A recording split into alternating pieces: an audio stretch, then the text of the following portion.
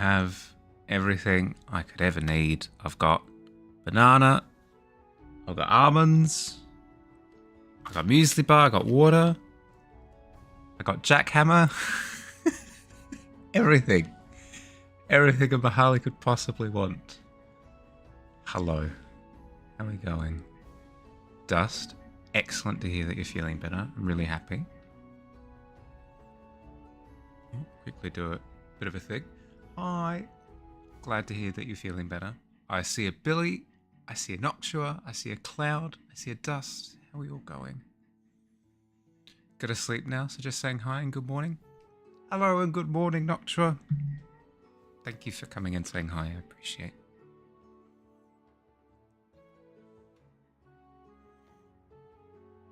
Maybe you'll have trouble sleeping. I see a fish. Hi, fish.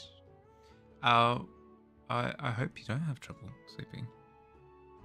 Ooh, that's an interesting little problem that I've just noticed. In the universal chat across both platforms, Twitch exclusive emotes don't appear. Interesting. Okay, cool. Good to know. But yeah, how are we going?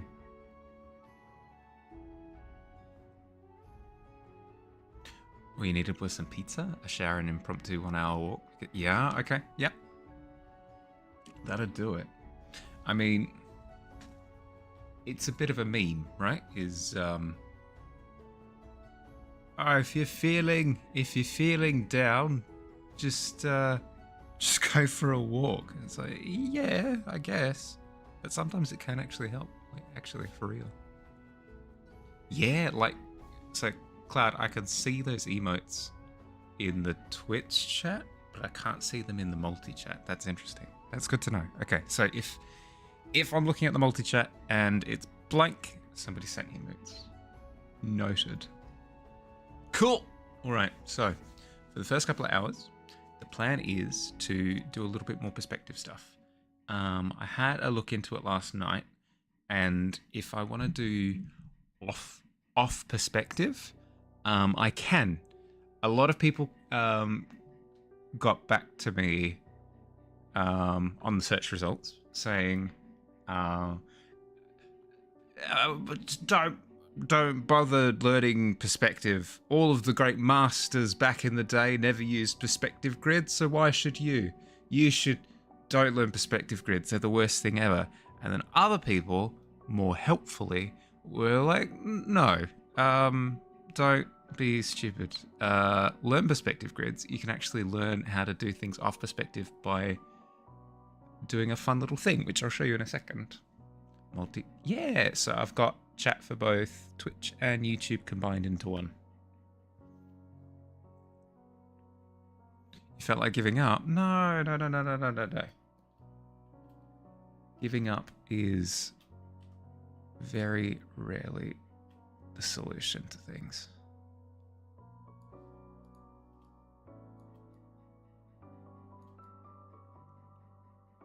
Okay, all right. So, the thing that I learned was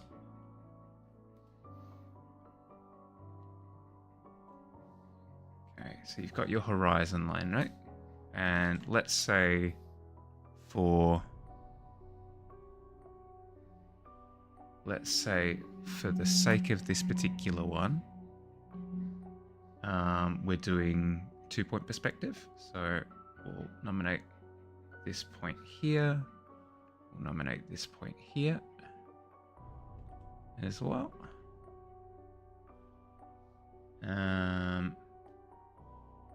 We'll set a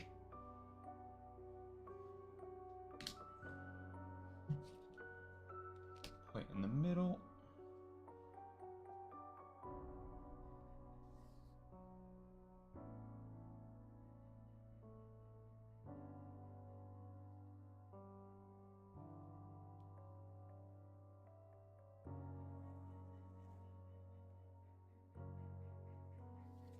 So say, for example, we've got our flooring here. What's a good way of doing this? Oh, we can say that there's a fence We can do that. We can do a little perimeter fence. Yeah, I haven't announced it yet properly because I haven't released my my first video properly.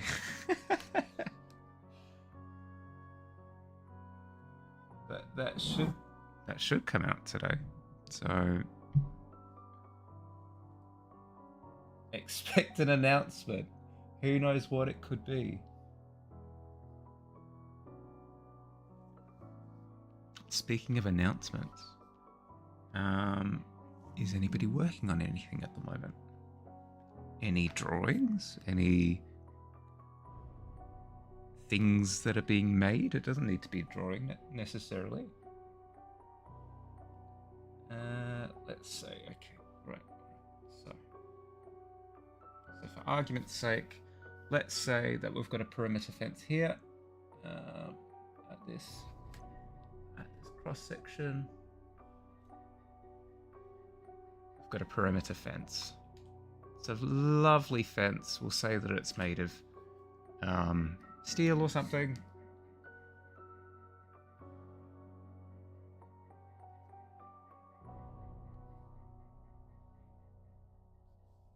What a lovely fence.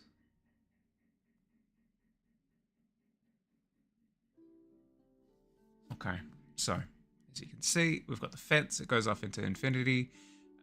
We could say that it ends somewhere. Why not? There. Ends there. Ends there. We've got our fence. Now, the way that I would add an object on the ground here that's at a slight rotation is very fun in theory. I haven't tried it yet. This is my first attempt. There's a children's story book that I love that's about going and doing things you enjoy. When you feel sad and grumpy, you don't want to do it, and you'll probably feel better despite. Yeah, well, it was always the case. Like, my family would sit down and watch a movie, and if I was in a bit of a mood, or, you know, in a slump or whatever it happened to be, I'd have no interest in basically doing anything, movies included. Movies at the top of the list. I hate movies when I'm in that state. But if I pushed past that feeling of just turning everything down, I'd actually feel substantially better just sitting there watching the movie with everyone.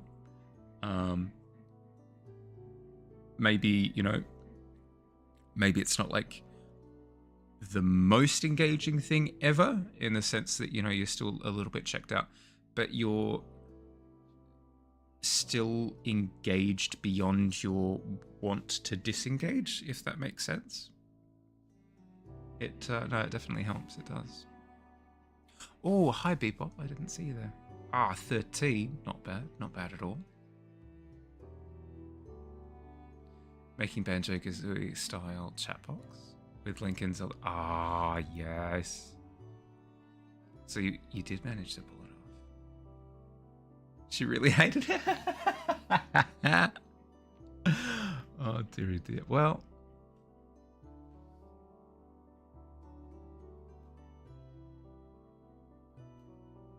celebrate it as a success in your heart. Okay, all right. So, now, say for example, I want there to be a box here in the, like on the corner of this building, a box on the floor, but I specifically want it to be misaligned with the perspective grid. In theory, all I have to do is set new vanishing points for that object within the boundaries of my already established perspective grid. So, in theory, if I place a vanishing point there, vanishing point here, and then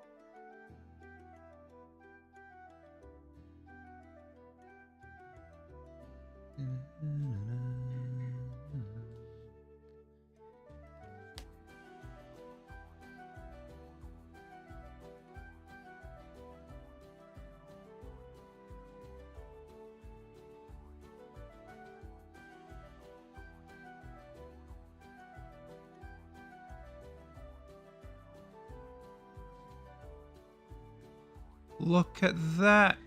Oh my goodness. It's look. It's slightly off. It's slightly off grid.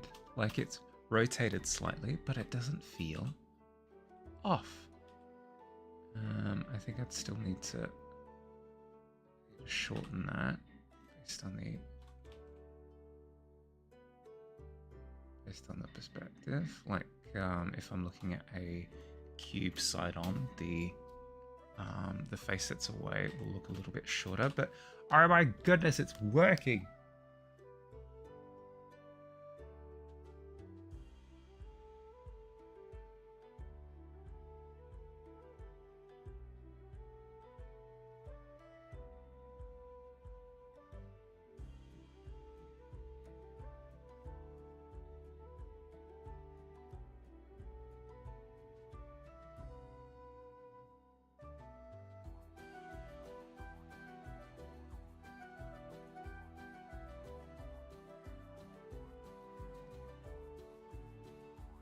Okay, all right.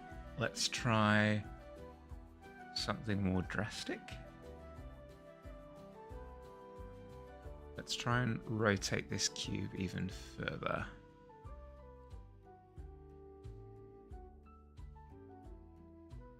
Go with red this time.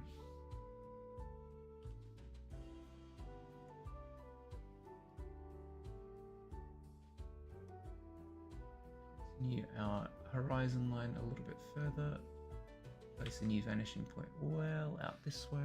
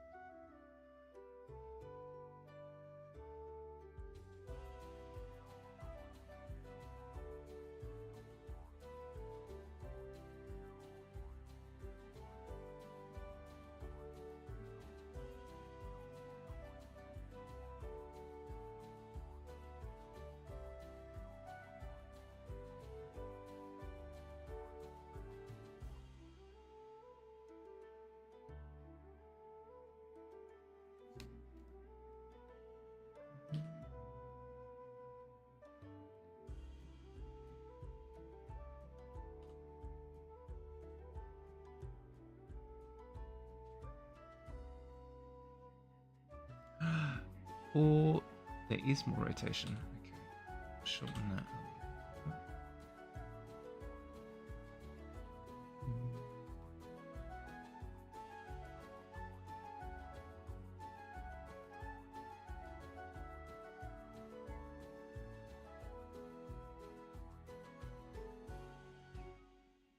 So what I'm doing is I'm lining up my ruler with with the vanishing point in the distance.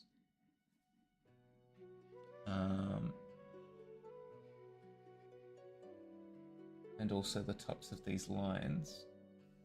And just drawing straight lines. It's just that easy.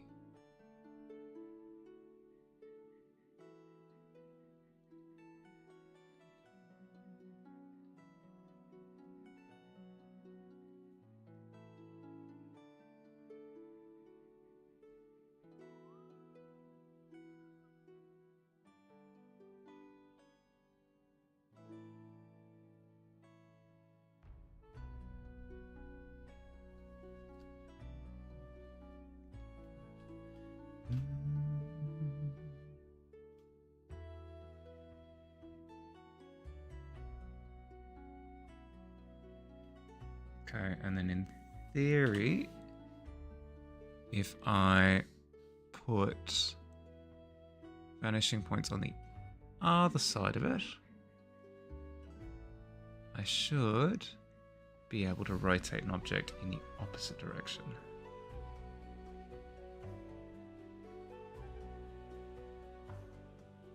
So if I place a vanishing point, say, here, and here.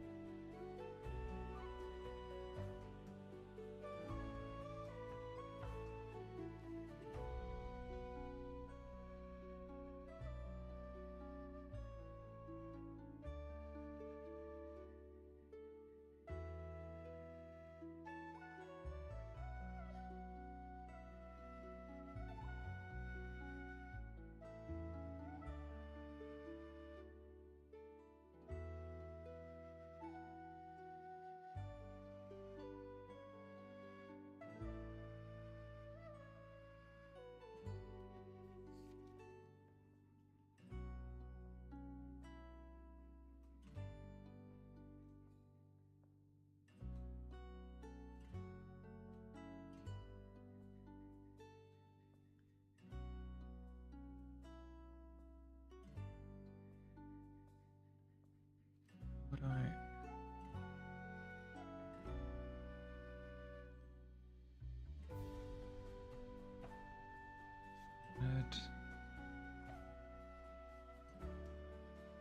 On an object that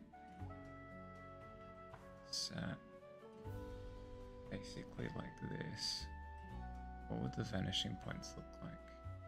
They'd be off in Narnia? Yeah, okay.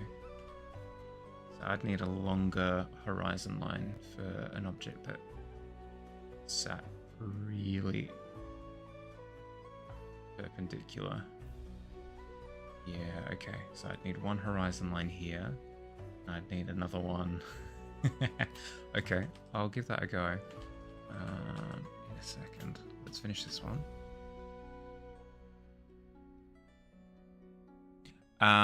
I am working on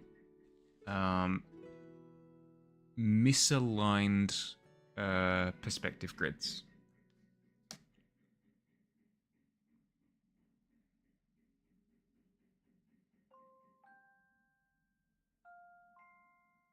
As my little study today.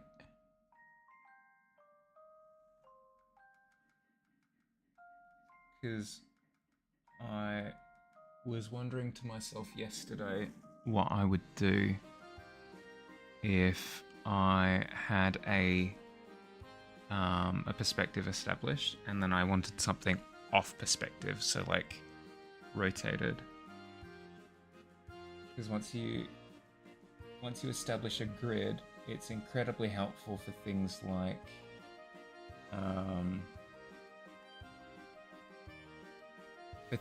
buildings. Buildings really, really, really like to be on a grid. Oh, had the study from yesterday. Yeah, good. I'll quickly bring it up. This one. We had established our 1-point perspective hallway. We chucked it on a Dutch angle. We added curvature to it. And we added lighting to see how different elements would work within the environment. And it worked out quite well, if I may say so. I came to the conclusion that if I wanted to, I'd be able to develop this as like a skeleton, where if I wanted to do a hallway, I could start with this and then turn whatever blocky object into something of a little bit more complexity. So the thing that I was struggling with though was this idea of, say for example, this cube in the towards the foreground, a little bit in the middle ground. If I wanted to rotate it, how would I do that? Because on a 1-point perspective grid, it didn't quite make sense. You'd almost have to guess at what the angles that you'd be using.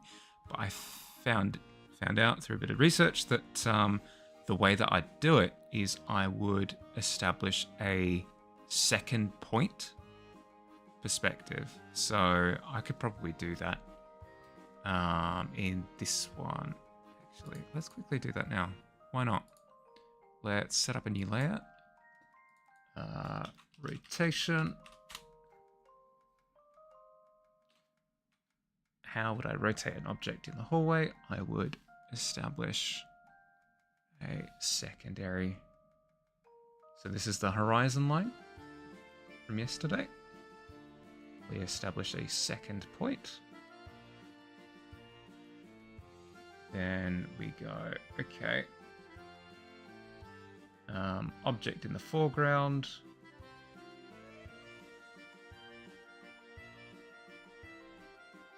So we'll say the front corner is there.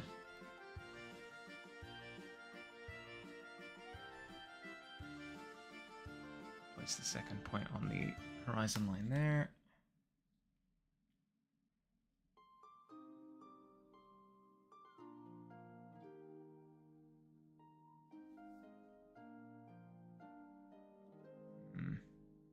In actuality, it would be like well off to the right somewhere.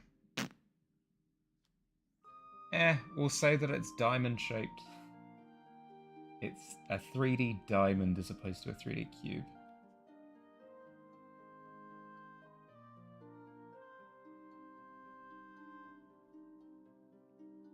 And the reason why this helps is because now if I wanted to add height to it, and I wanted to keep this height,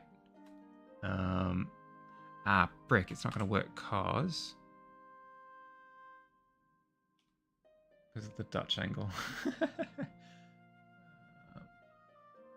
rotate the canvas.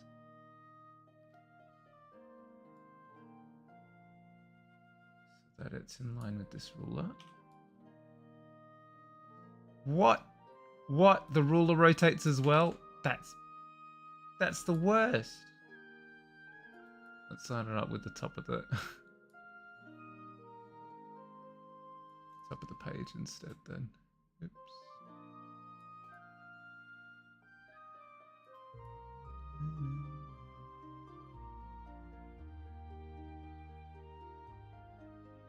Come on, work with me. Work with me.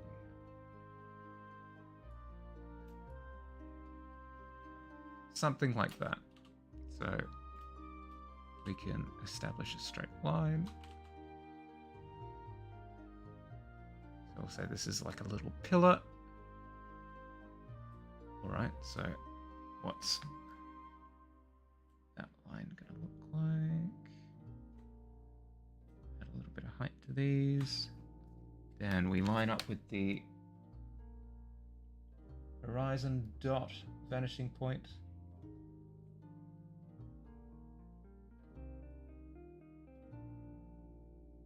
And aha, hey presto, it's done all of the perspective adjustment stuff for me.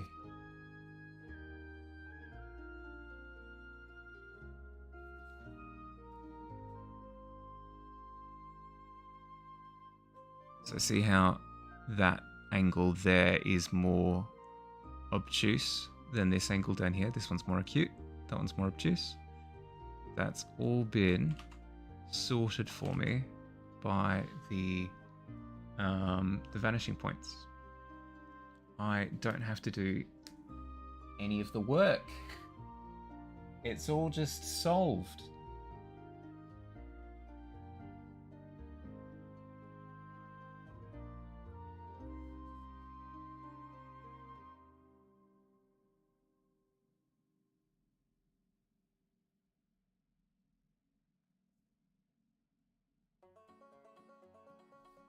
There we go. We have our little rotated pillar in the middle of our scene from yesterday on the angle. Yeah.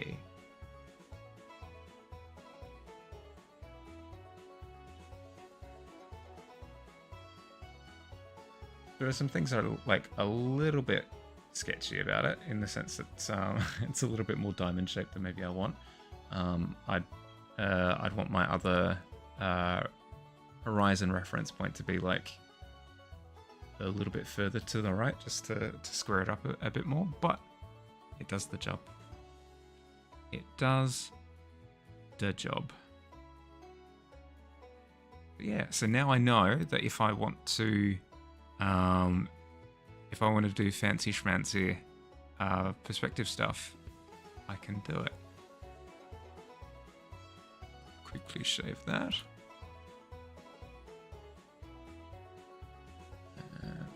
Quickly finish this little box here, and then I'm going to expand the canvas and see if I can get a face on rotation going.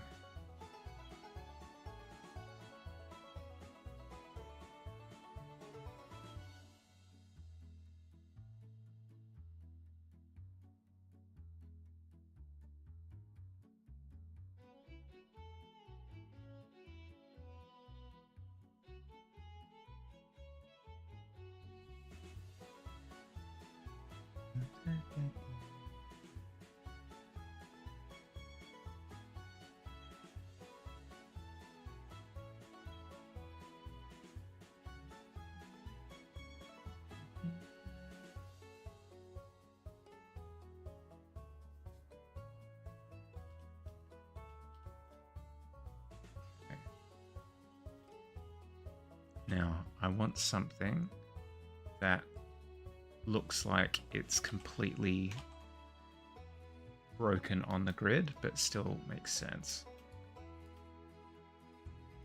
And the only way I'm going to get that is if I expand the width of the canvas. Like so. Maybe a little bit more.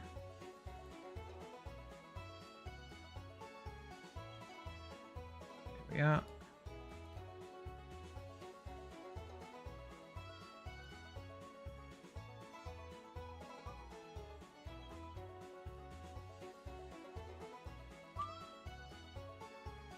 Welcome back from ads. Sorry, I'm doing a terrible job of noticing when the ad break is happening. I'm getting distracted by all the like gizmos and stuff that are on my screen now. So if I want a box that does this. Needs to be further? Oh my goodness. Okay, alright. More! 5,000 pixels. Frick.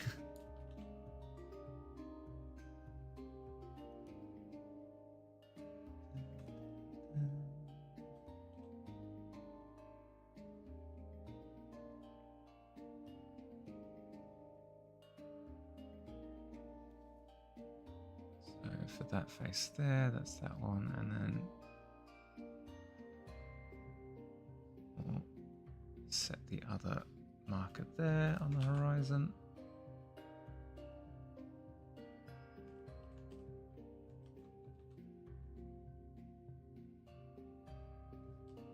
Cool. Oh god. Okay. They're on the screen at the same time. Excellent.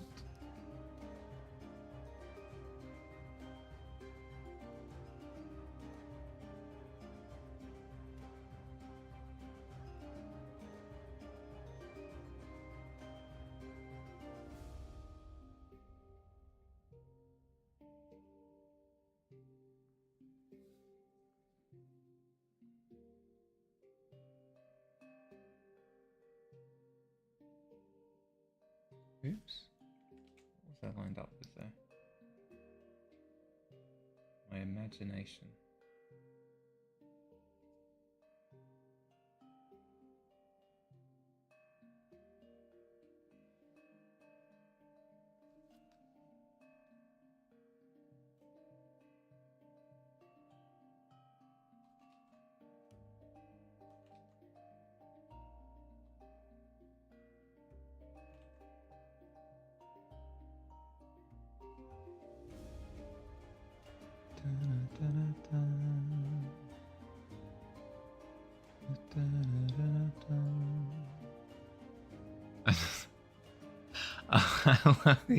I love the idea that this is like a path around the side of a building, and somebody's just come and placed multicolored boxes in the middle of the footpath.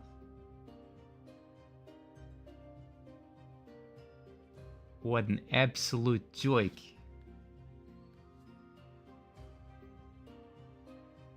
Come on, I'm walking here.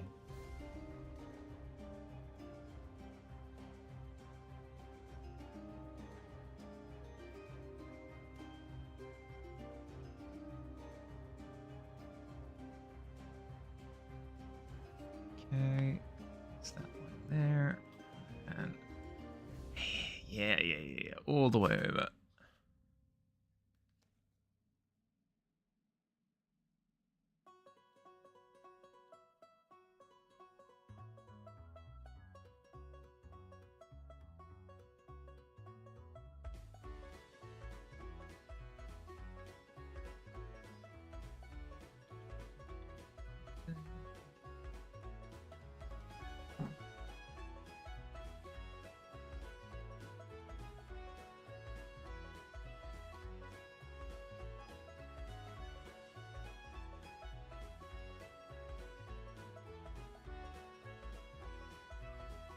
By the way, these are all studies that anyone can do. Like, honestly, all it takes is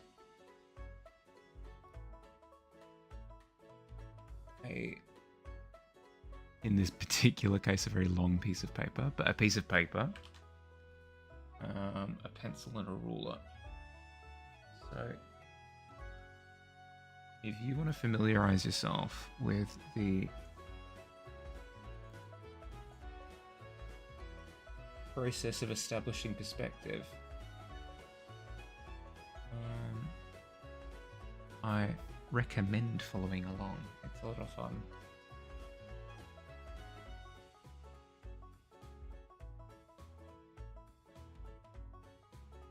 Because these rules apply not just to scenes, you can also apply these fundamentals to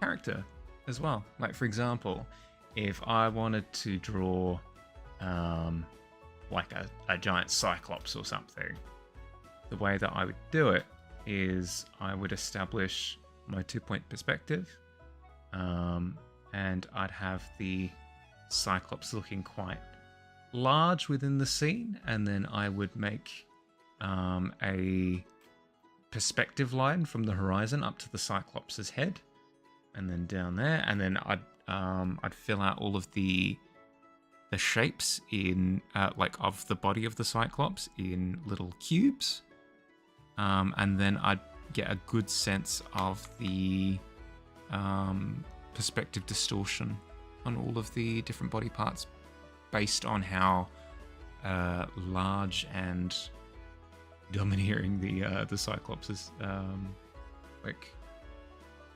grandeur is. Going quite as I thought. Yeah, no stress, all good.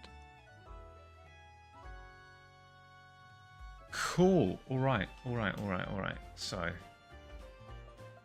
we've established how 2-point perspective, and then more specifically misaligned perspectives on that same grid work. That's cool. It's cool. I mean, it is a little bit of that thing that I said before, where it just looks like somebody's come and littered like appliance boxes. Like, I've just unloaded my fridge into my apartment or whatever it is, whatever city block this is on, and then I've dumped the fridge box out on the curb. Same with my microwave, same with my blender, same with my toaster. Looks like a little bit of littering is going on, but that's all right. Littering is not all right. The fact that it looks wonky is all right.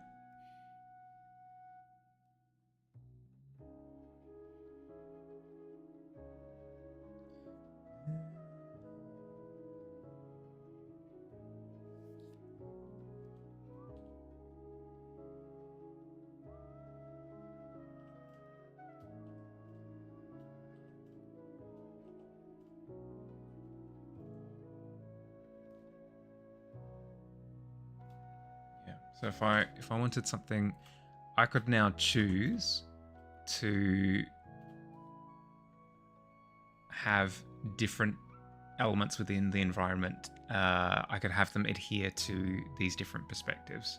So, for example, I could have a pedestrian crossing the road here on this magenta perspective where they're kind of faced towards the camera a little bit more. Or I could have somebody slightly misaligned with the footpath crossing the road in this direction over here on the right side, and use the green perspective vanishing points. Or I could have like a bird flying through the sky on a bit of an angle, and use the red perspective vanishing points. But then if I wanted to do more architectural stuff within the scene, I could have it all adhere to the black perspective lines. So I have a way of establishing like a rigid perspective, which is what I'd be using with the black. So roads are going to adhere to this. Telephone boxes, street lamps, the building itself, windows, all of that jazz is going to be based on the black perspective lines. But if I wanted more dynamic elements in the scene, which was what was worrying me yesterday, because as I was working through it yesterday, it felt like everything had to be on the grid that was established. But now that I've discovered cheating,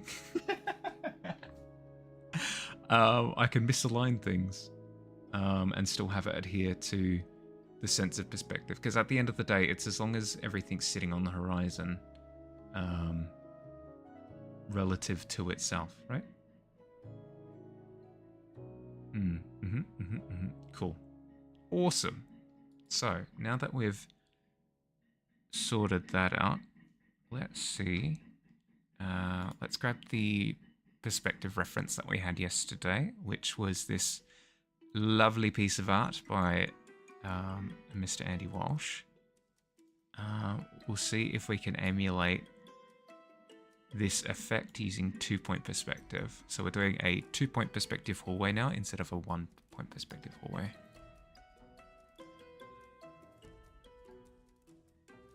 We'll quickly save this one.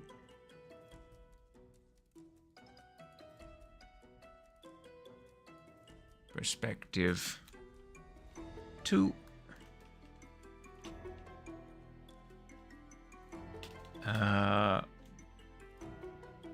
Boxes. That'll do.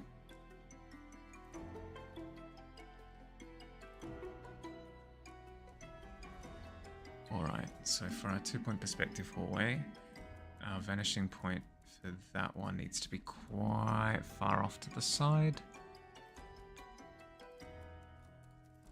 So let's have this set to 4000 by 1080. Sorry for blinding you with the stark white background for a second there.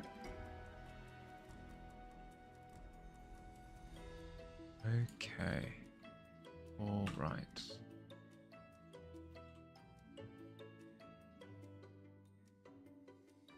Complex perspective, here we come. So I've got our horizon line. We want the hallway. Wait, no. First, we establish our first vanishing point. Vanishing point 1, we'll say is here.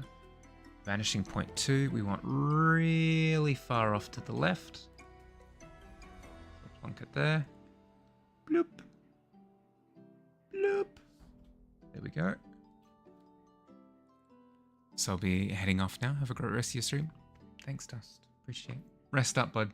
Hope you, I'm glad to hear that you're feeling better. Honestly, I was a little bit worried where yesterday you'd kind of stun-locked yourself between what's it? Hunger pangs, but also feeling nauseous.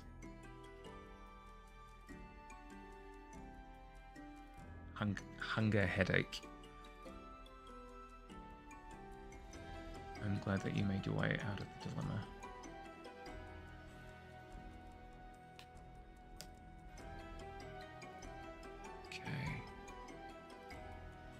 have it be a wonky hallway. So for our wonky hallway, we'll have one wall there, another wall, say here.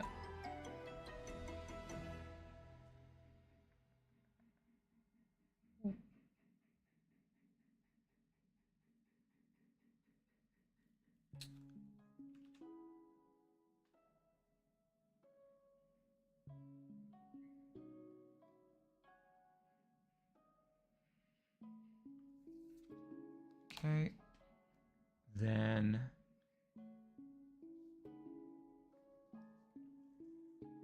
our grid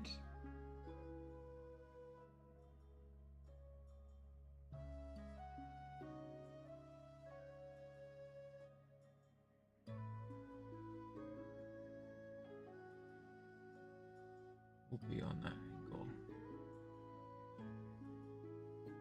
Our second perspective has been established.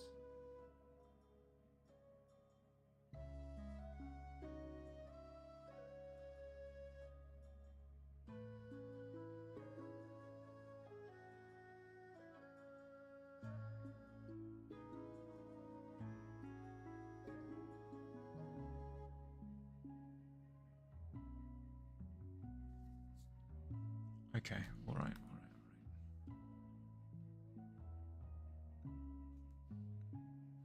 We have a wall here. A wall here.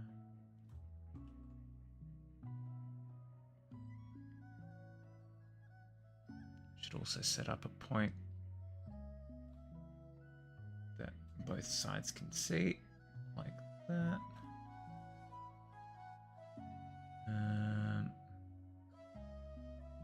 Let's establish the height of the room as well. Let's say our hallway is about this high.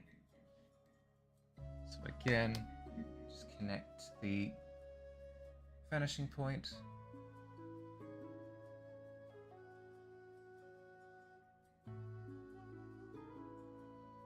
Height of the room established. Oh my goodness, it's so easy when you know how it works.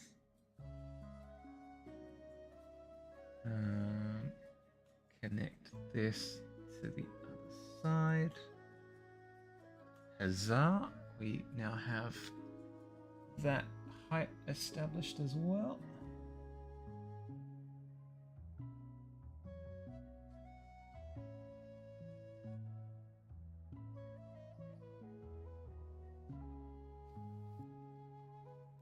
Boom!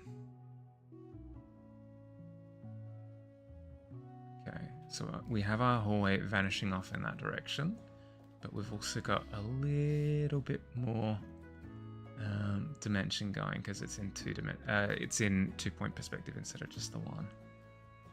Okay.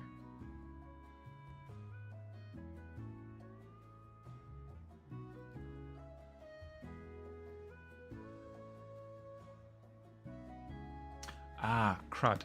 I shouldn't have. No, I should not have done that. Okay, so the actual height.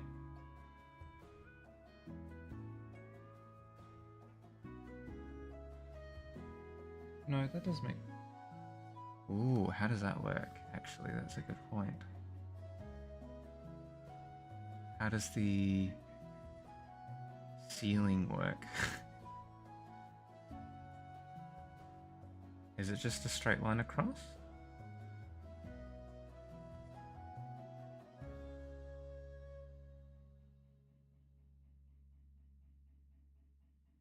Because it's not based on the secondary vanishing point.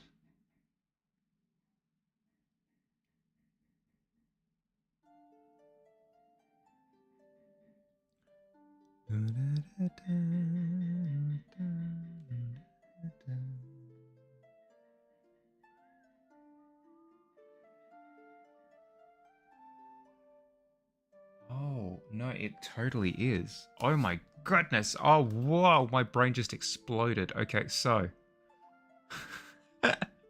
Brain blast. Let's get rid of this bit of height to the ceiling, because that was false. That was old Mahali brain. Let's not listen to old, uninformed Mahali brain. Let's go with new, perspective enlightened Mahali brain. It is using the secondary perspective line, right? Right?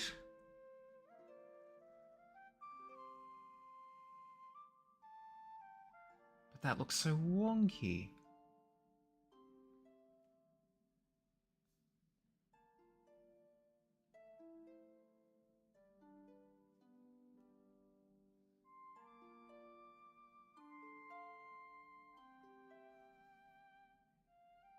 But maybe that's the point.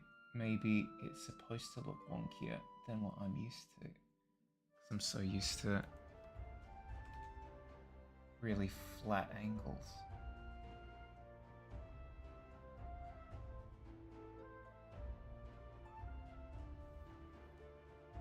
Ooh. That feels quite dynamic.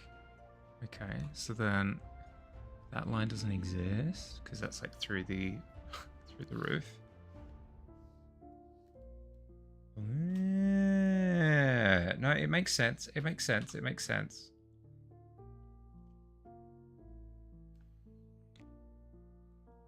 How would I establish a taller ceiling? Would I just go higher? Have fun fitting the skirt. Thank you. Appreciate.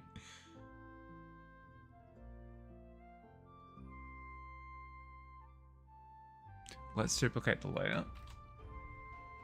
Hide the original. Expand the size of the canvas.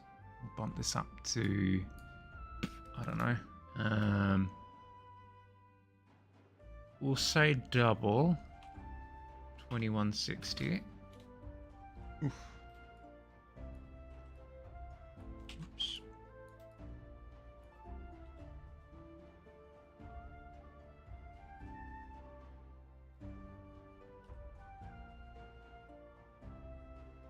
I wanted a less brick-like hallway, and if I wanted a bit more height on it, how would I do that?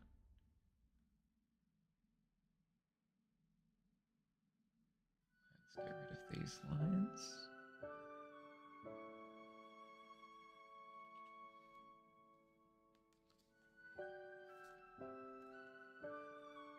Have this vertical line go to infinity for a second.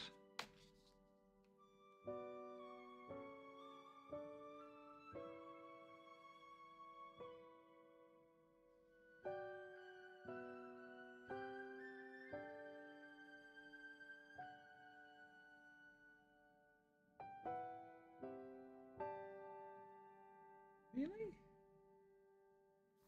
Is that how that would work?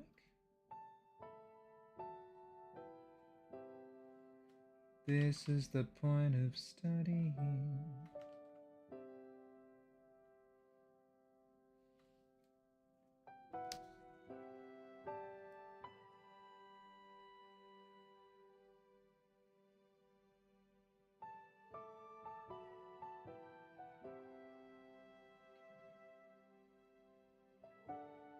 Tall ceiling, tall ceiling, tall ceiling.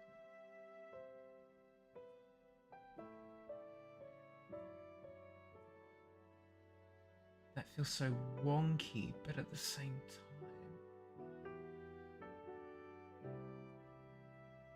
it perhaps works.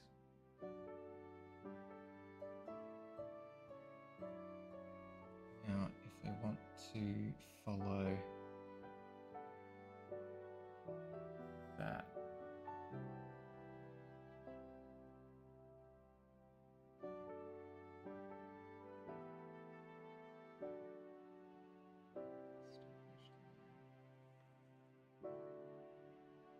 the ceiling follows up in that direction.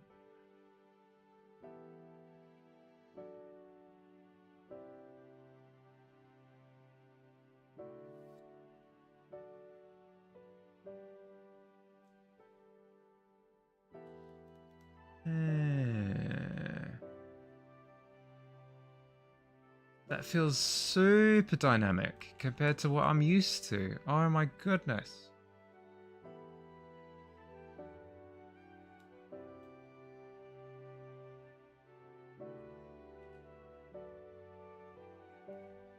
Then we run a line through there.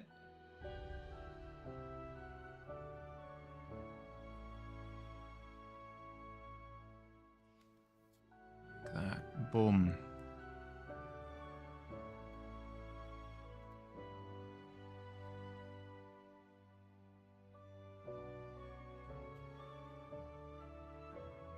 Big, dynamic, slanted hallway established. Okay, if I want to do a continuation of that, look, vanishing point.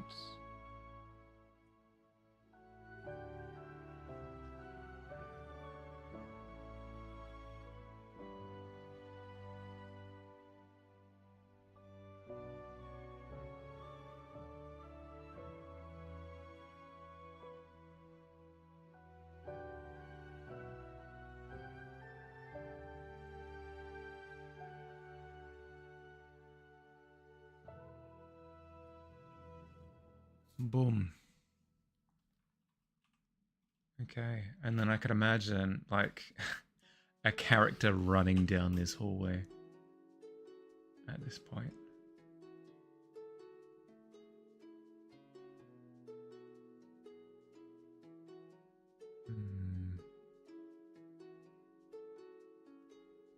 And if we rotate the canvas,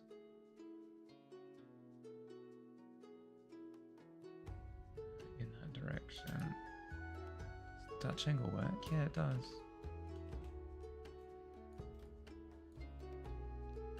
Okay. What to do from here? Well, the next obvious step is to populate with at least an object. I'll get to that in a second.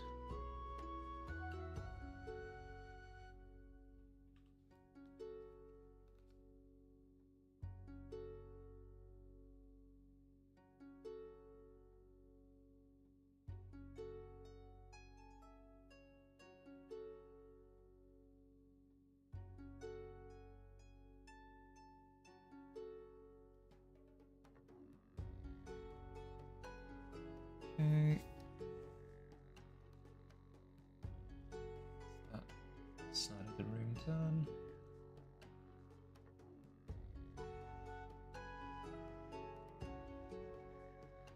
Side of the room done.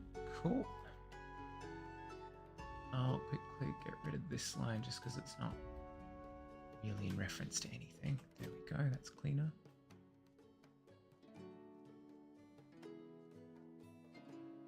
Oh, thank you, Tavern Bot. I appreciate it.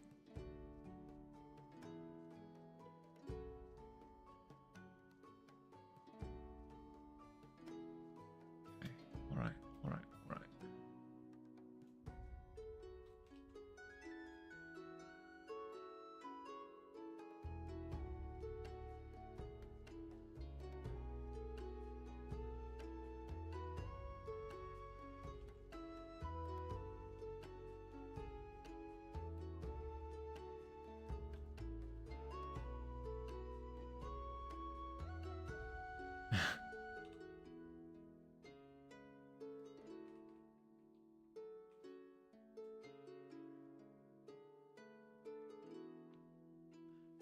I could quickly draw out a game of hopscotch, actually, in the center of the hallway. Yeah, alright. Way to establish the center. Let's do that now. That'll be the next thing to figure out.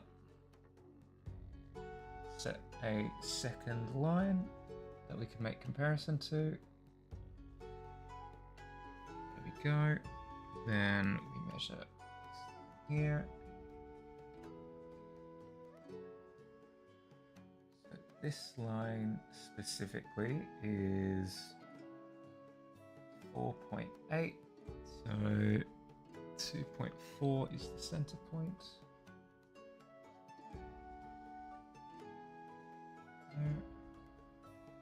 This line here is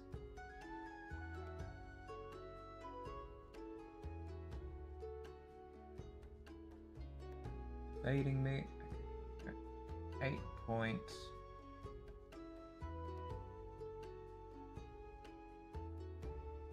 We say 8.2, so then that's 4.1 as the center point for that one.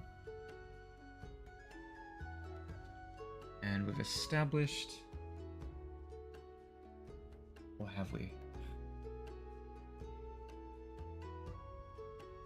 The center point should align with, oh, that's weird. Maybe I don't do that. Okay.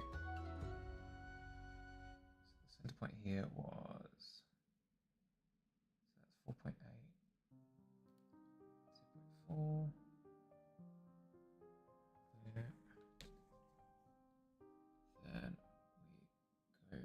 Ah, right, because we already we have our second point already. It's the vanishing point.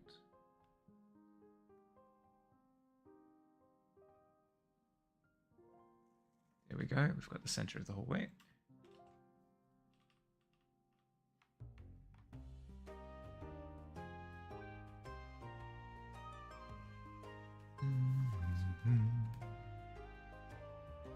Welcome back from ads. Sorry, again, I need to do a better job of acknowledging that ads exist. Okay.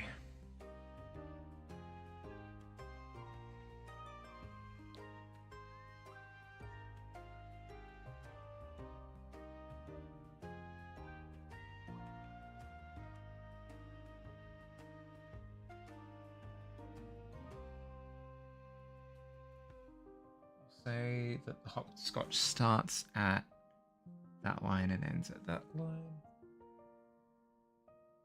If that's the case.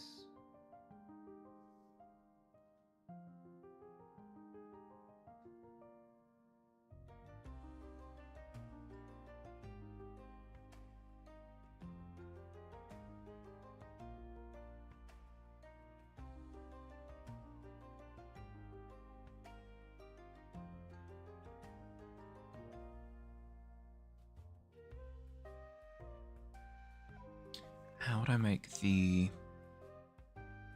squares even? I know how I would do it in a common sense way, but is that gonna trench? Like, if I place the center line at the center point of the square and then just draw out an even line, will that work?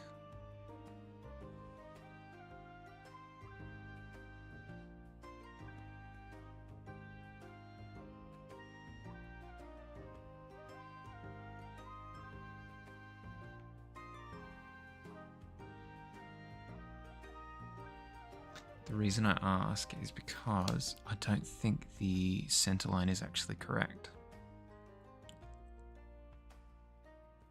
It's technically the center, but doesn't make sense with the perspective.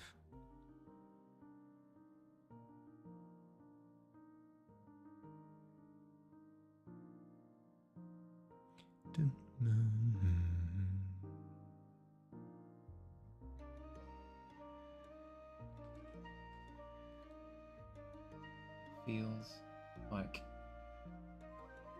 it ought to be skewed a little bit more to the left, like that, to account for things getting a little bit more crunchy. I should use language that makes sense. So as things approach the distance, distances become shorter. It's fundamentally how perspective works.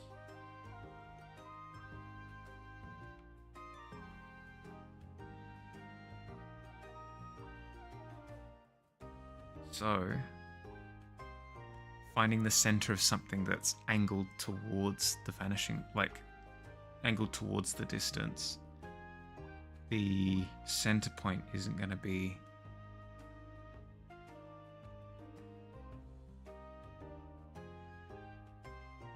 equidistant.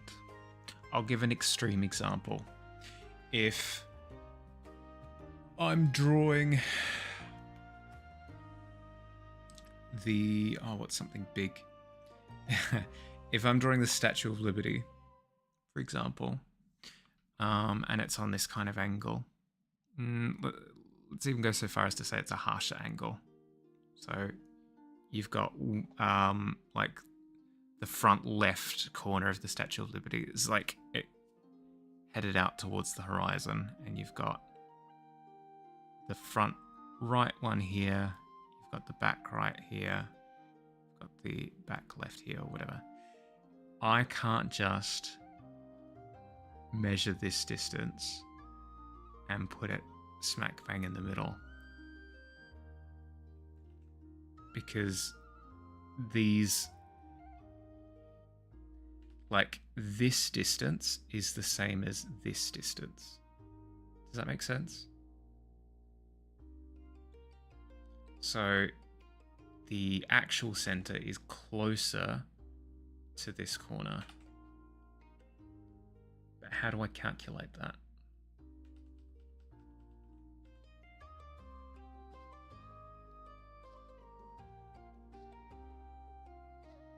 Oh, I know. I know. Okay, I know the answer.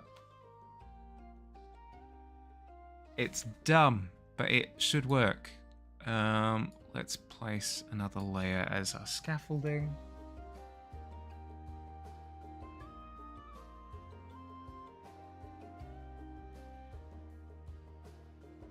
We use perspective. I know. Freaking shocking every time.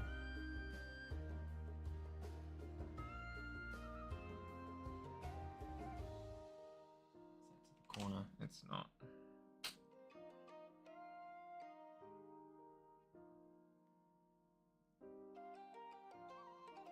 It'll be faster and easier to start using the line tool, but I'm not going to for now, just because I need to like go through the motions to really secure the concepts in my head. Okay, so we've got that line there. We've got this line. Yeah.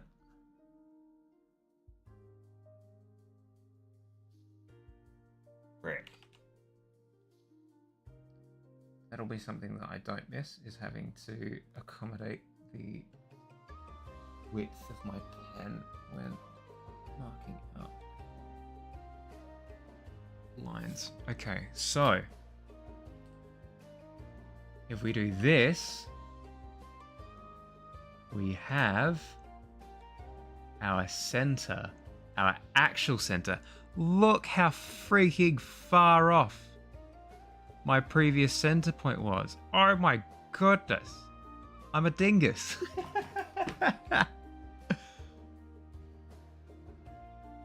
Boom. I would have been off by like a million years. Okay. All right.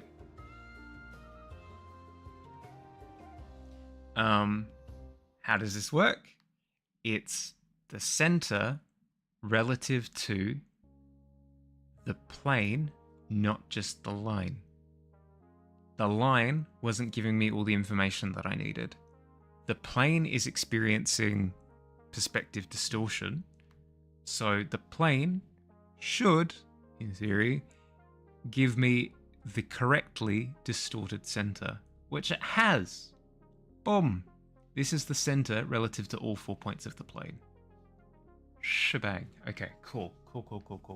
Like, it's all slightly off, because my lines aren't perfect, but it gives me a way clearer sense of what I should be aligned with than what I had previous. So in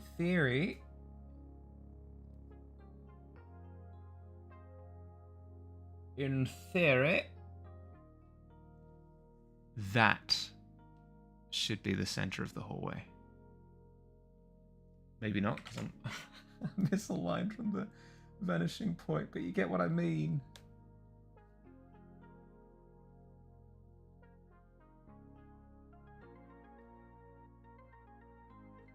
Boom. There we go. So that's our center of the hallway. Hello, cat. Oh, you're sniffing the floor over there? Excellent. Have fun. Cool. So, for our game of hopscotch. That's what we're doing, right? Okay. So, we've got our center point.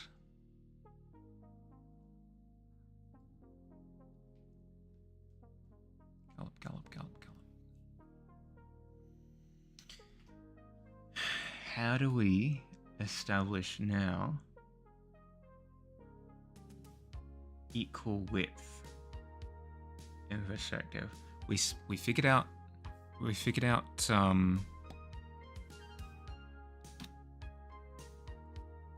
the true center in warp perspective.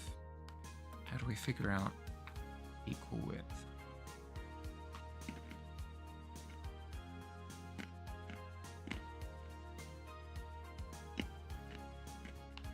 Help me, almonds. Grant me strength. Strength of brain.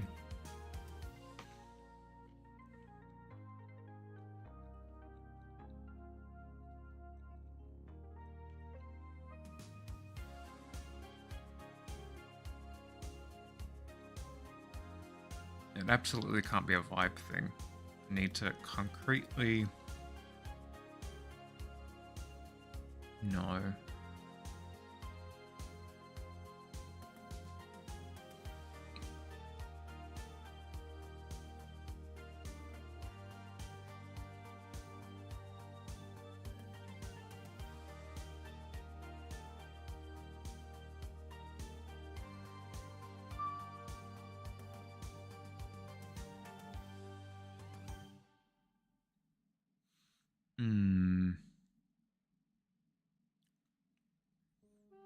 Curious. It might be a maths thing. Let's see. I mean, it's all maths, but let's see.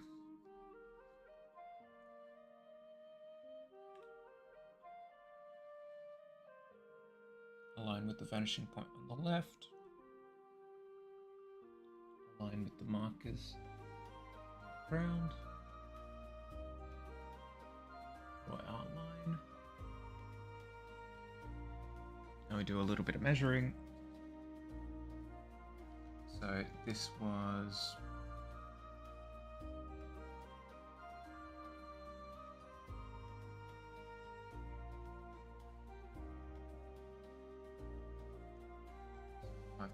.2.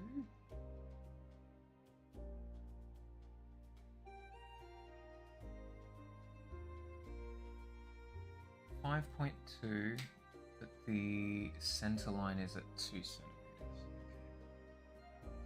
Let's quickly type that down somewhere. This is maybe not the answer, but checking. 5.2 centimeters, center 2 centimeters. This distance here.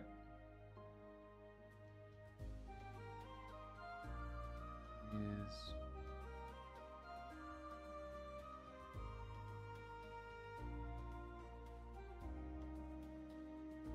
8.9, and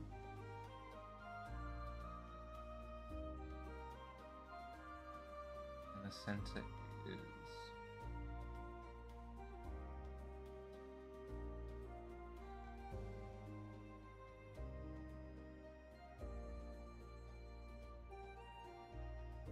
0.3.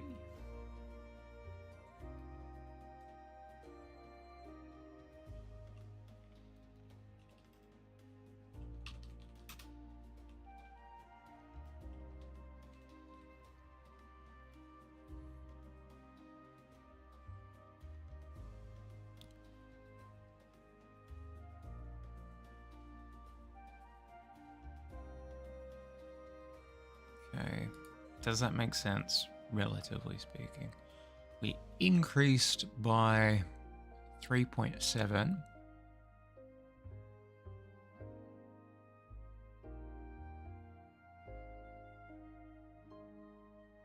But the center only shifted 0.3 centimeters.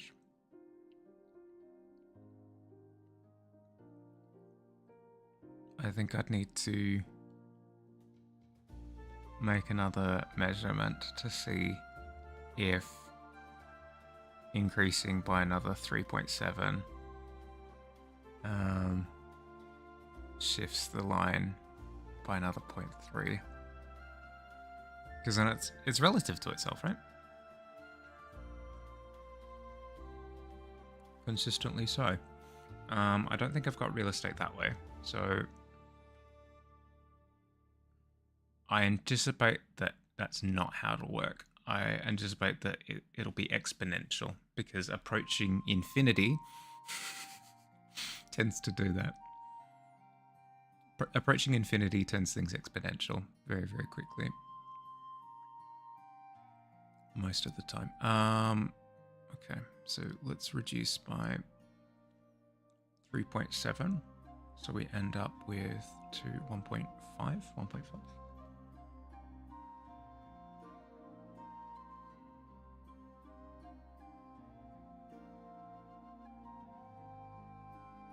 Yeah, no, there's no way.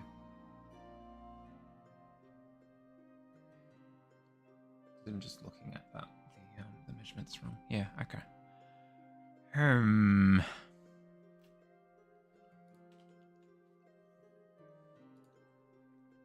How to figure out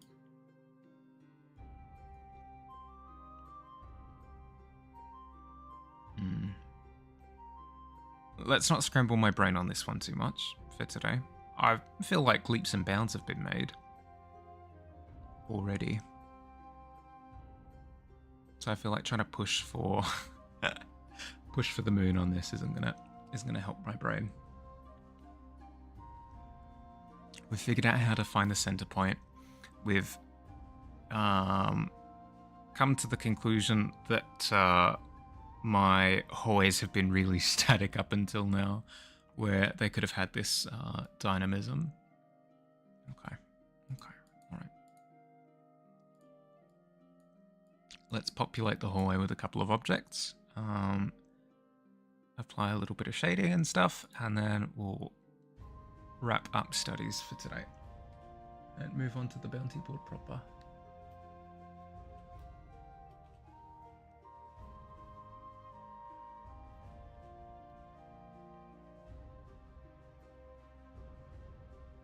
Okay. Let's say this is a fancy hallway. Let's say that there's a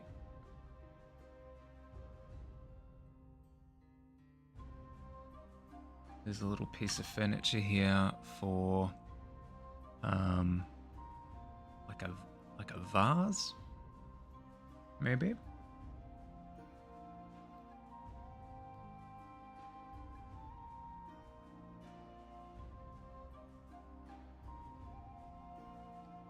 Thinking like a Cluedo murder mansion, perhaps.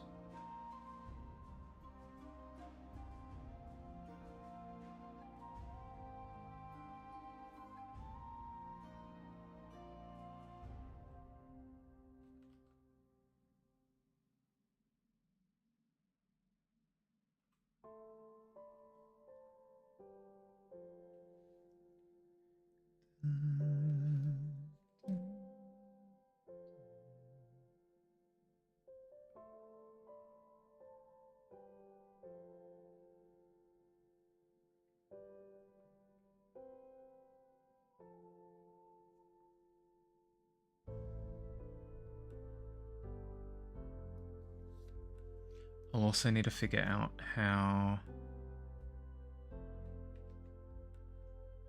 a cube would work. I think that's the same problem as the hopscotch problem. Oh my goodness, it sounds like a maths a problem solving problem. The what's the other one? It's the river problem, right? Where you've got like the fox, the chicken, the moose, or whatever it is, and you have to cross them over without eating each other alive. We've got the hopscotch problem.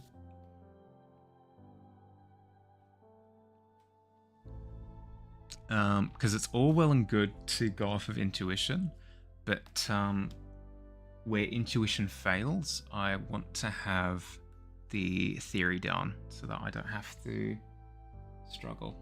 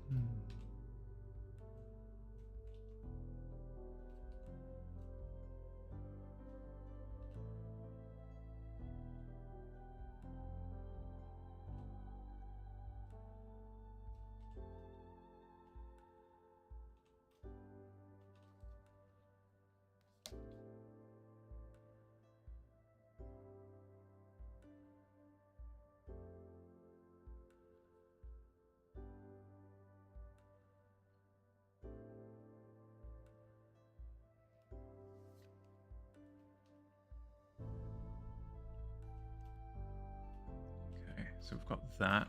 Then we'd have another object in the form of the vase on top.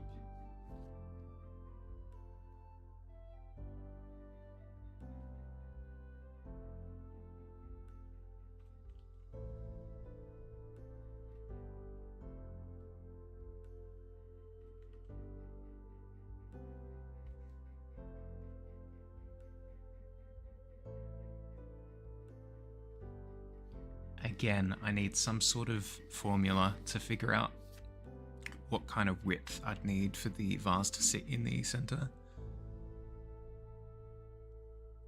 It was a deception. Welcome back. For a few minutes anyway. Yeah, no stress. I fed myself brain almonds before, but now they're attacking my throat with a vengeance.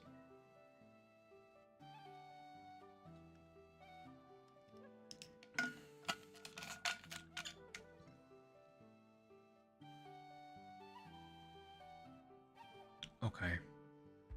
If I was a vase, I would be situated behind, like, my corner would be... Yeah, okay.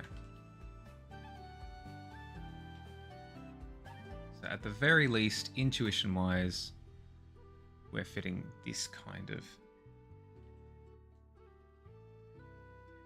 shape.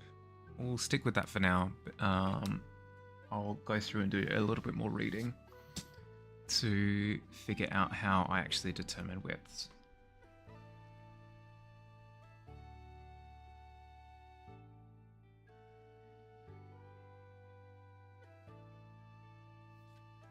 We want this to be a tall vase.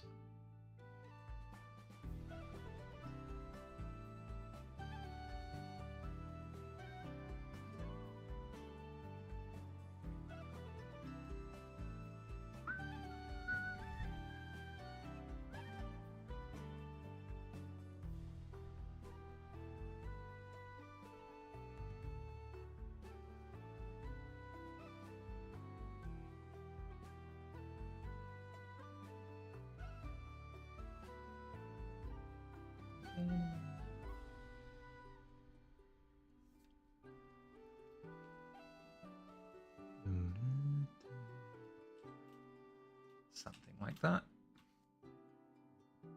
Ooh. Yeah, like, for example, that doesn't appear cube-like to me. So I can't go based off of intuition. I need to figure out a hard and fast rule that I can use to determine that width. But that can wait. That can wait for another time. It's a fancy pants hallway, so we want a portrait on the wall.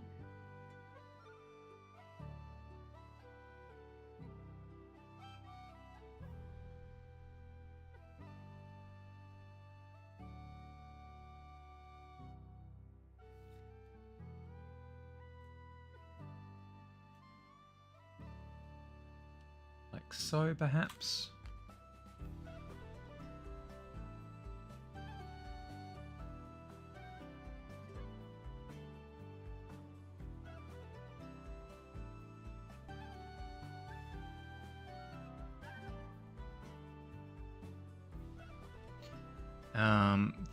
I'm not anti-intuition, by the way. Oh, ads starting in 3 minutes. All right, noted.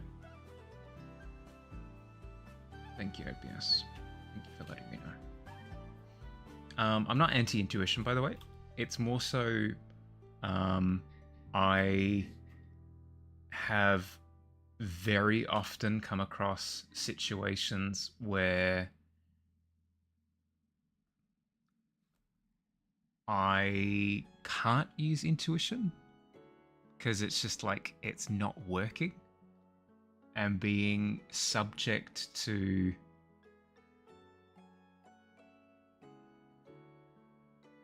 essentially being up a creek without a paddle is not fun. It's not fun at all.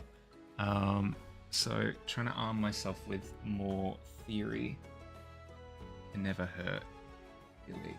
So I can implement as much intuition that I want at the end of the day. But when I need to reach out for the theory, I'll have it. Well, more than I currently do.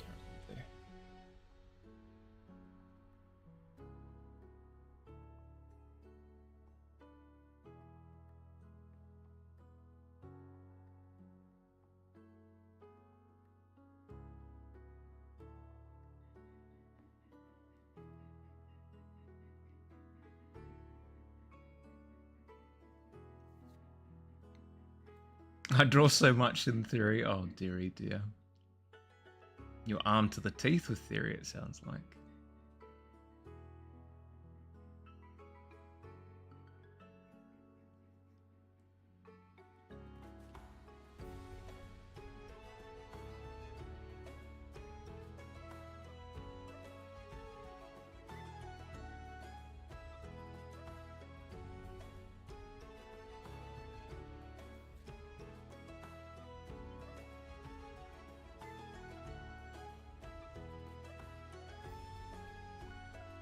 It wouldn't be based on that one. Right.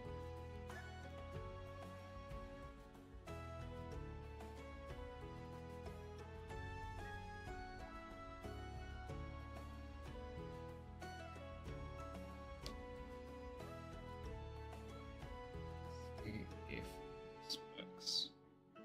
Use that as an input.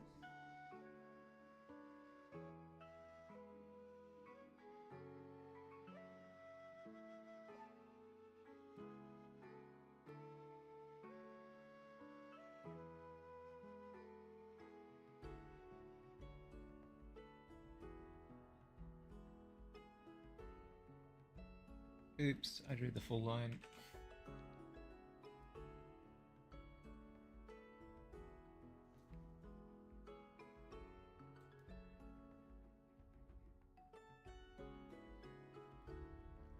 Okay, we have a lovely portrait on the wall there. We have a lovely portrait on the wall there. Let's have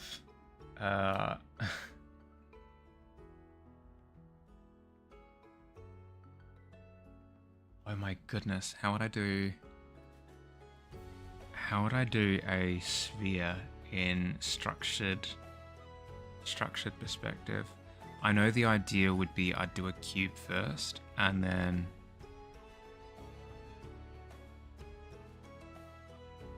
it's doable. Let's see if I can do it. part of why I struggle with just actually drawing. My theory is past my technical skills, so I can always tell I do stuff wrong, but I don't know how to fix it, which is discouraging.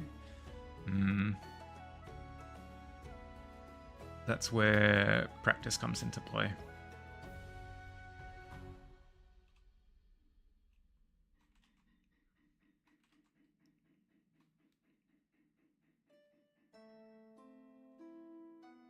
It's not like it's not the best piece of advice in the sense that the last thing you want to hear when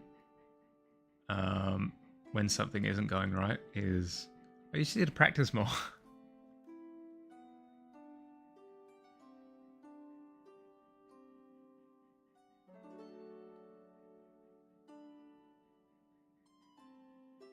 But it's kind of true.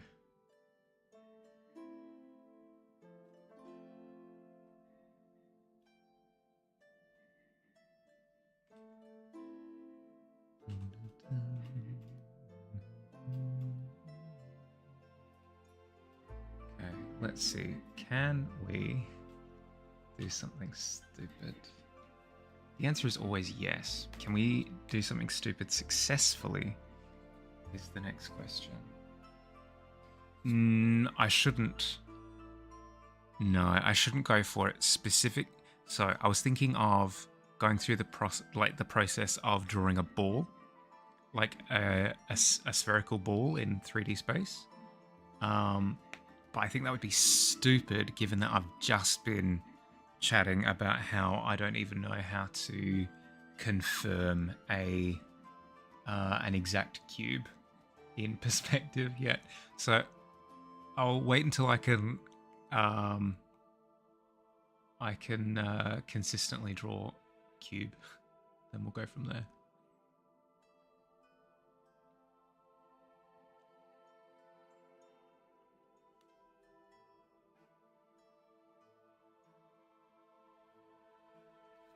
Okay. I wanna draw a funky perspective thing again, so I need to expand the canvas to make up for it, to allow for it. More like. We need to expand the width to 6,000. What is wrong with me? Okay, so then we grab this layer and this layer as well. Why not? And chuck them over this side. I know it is. I just need to practice being bad at stuff. Yeah, exactly. Exactamundo. But again, that just it feels bad.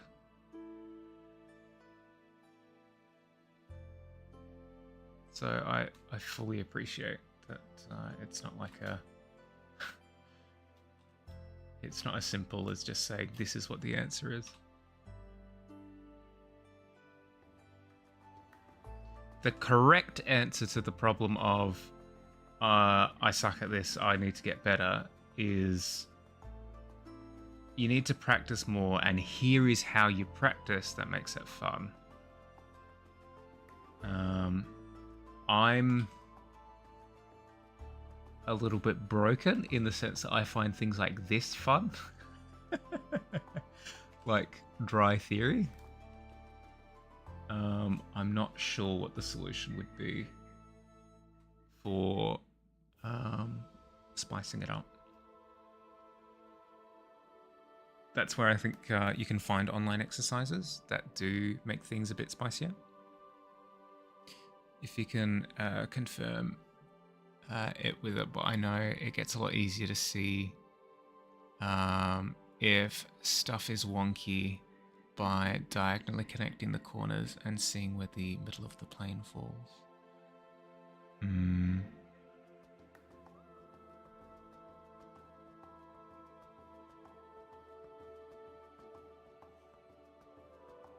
Yeah, potentially. Let's...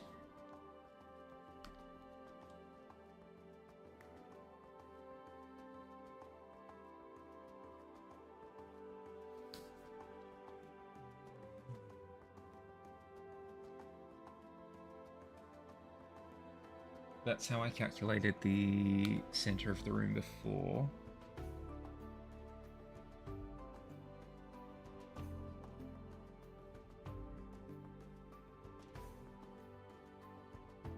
Oops. Come on, work with me, ruler.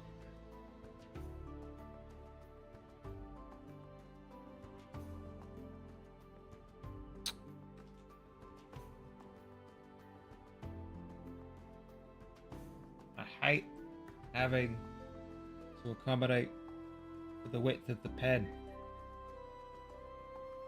I just want to line up the ruler and be able to get exactly the line that I want.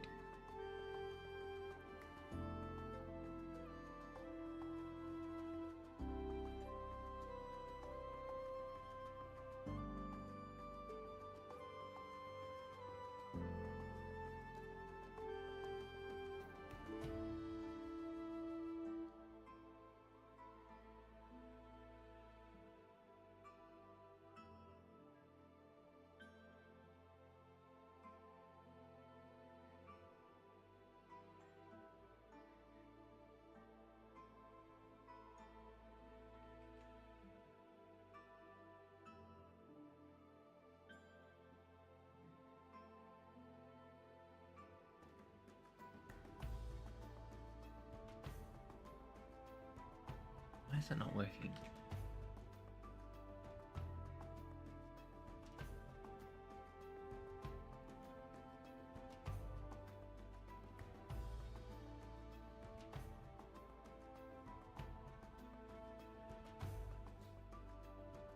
Freaking close enough.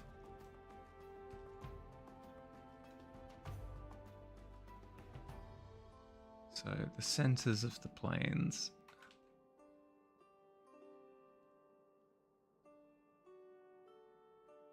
Shit like that. But I don't know what that tells me.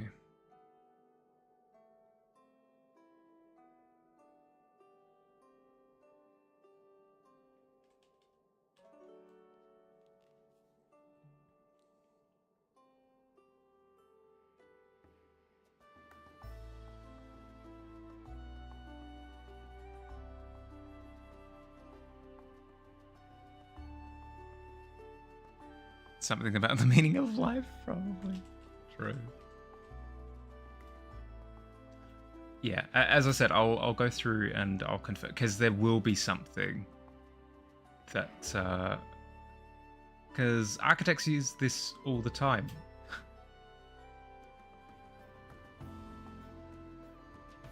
I just can't freaking remember how.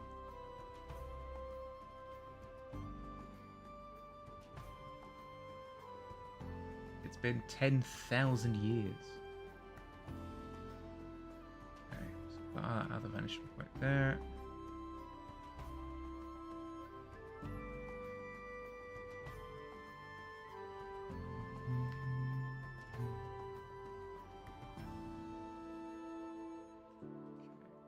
Then we'll chuck out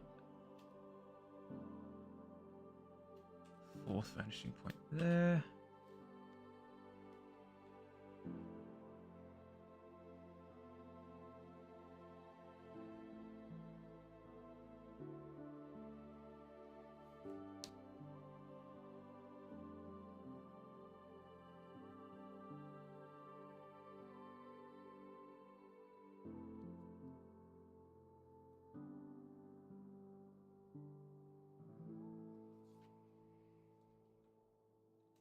And we have another discarded appliance box that's just been dumped in this hallway for reasons unknown.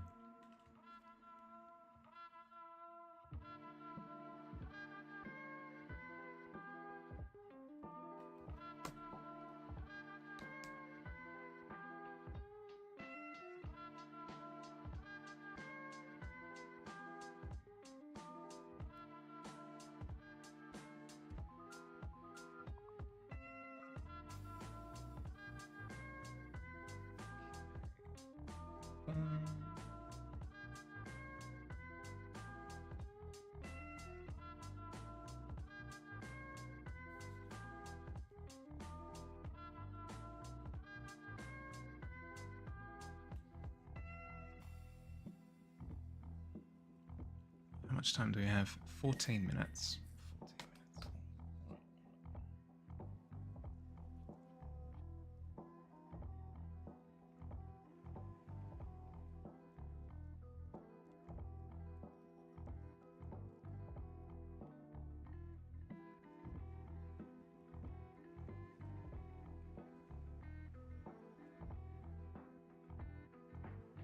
Oops.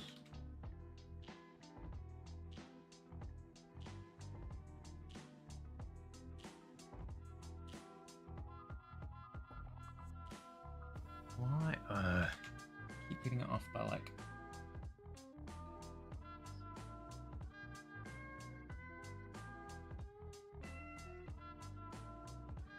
Yeah.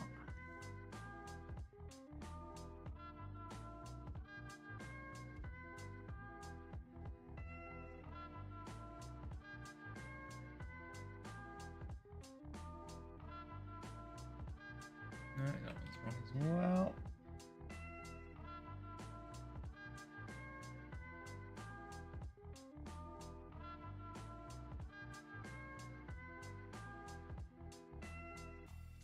There we are. A tutorial for a perfect cube in perspective, and there's a lot of steps. Yep. Yep. Can you shoot me that link actually? If that's cool. I'll go through it a little bit later after stream.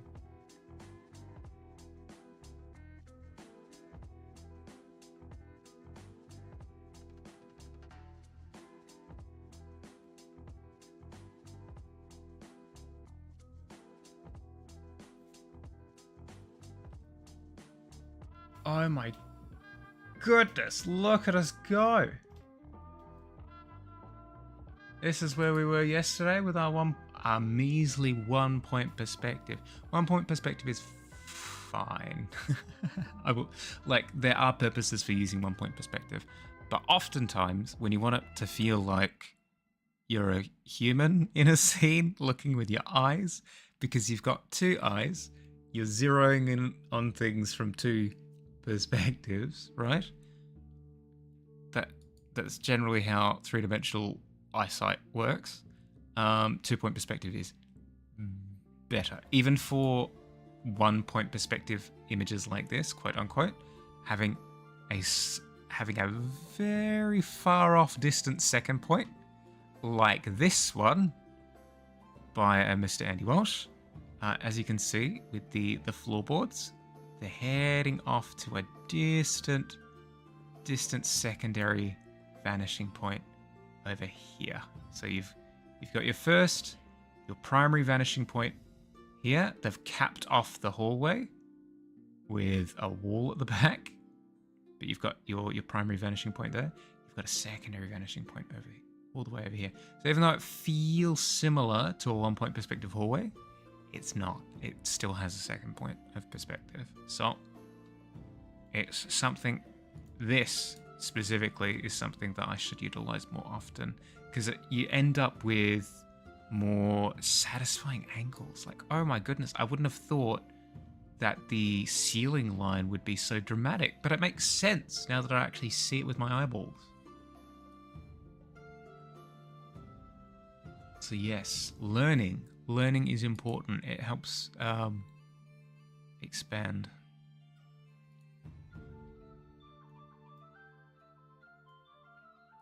Okay, let's chuck that in. So perspective 3.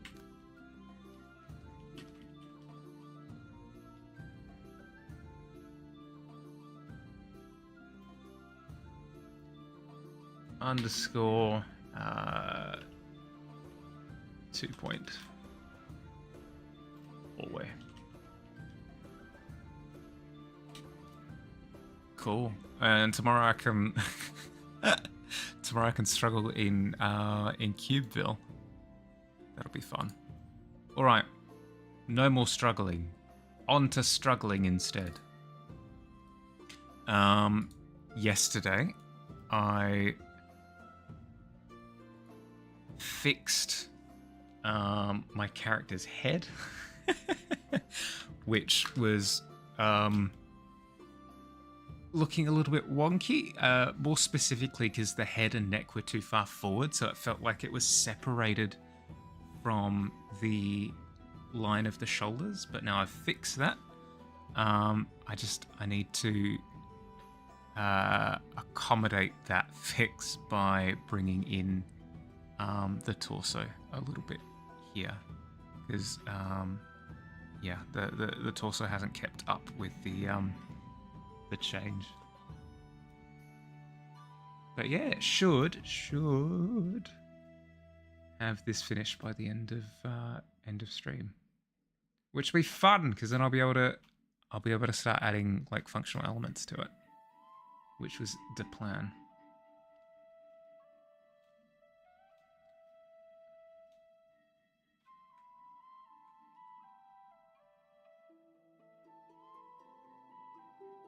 Okay. Curve that back a little bit. Cull.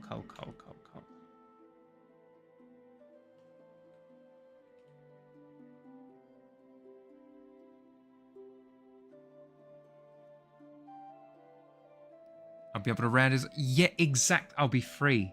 I'll be free to rant as my heart desires. Mostly about Pokemon stuff I'm coming to recognize.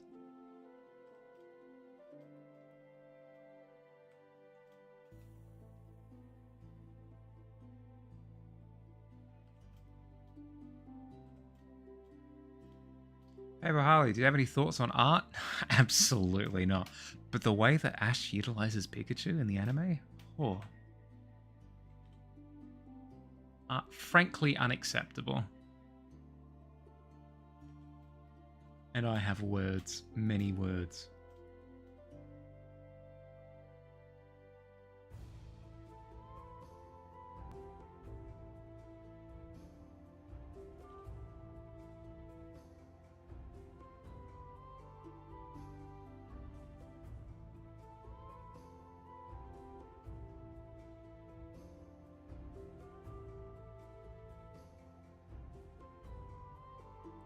What about drawing Pokemon? It's something that I want to do, I guess. The problem that I always run into with drawing Pokemon is that because of how clean the designs are, there's very little room to kind of do your own thing, if that makes sense. But it could be an opportunity to kind of expand how I think about character design. So, for example, a Squirtle. Squirtle is a character that I've wanted to draw for a while. You've got his little head, and you've got his. How does Squirtle look again? Squirtle. I knew his mouth did a fun thing. You've got his little beak-like mouth, right? And you've got his eyes. Where do you kind of go from here, you know? Like, all the elements are kind of accounted for. And it's very simplistic in how it's simplistically done. Yeah. But I guess what you could do is you could start messing with things, right? You could go, all right, let's do like creepy snake eyes for Squirtle. Maybe, you know, give him more of reptilian features. Oh, that'd be fun. Oh my goodness, yes.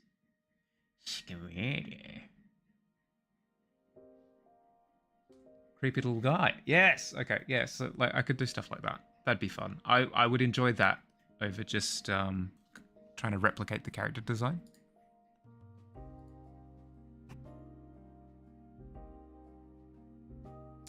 There's a little buddy too. True. True. But after I murdered him, I only really had the body left over. You know, I only had the head with me. It was heavy, right?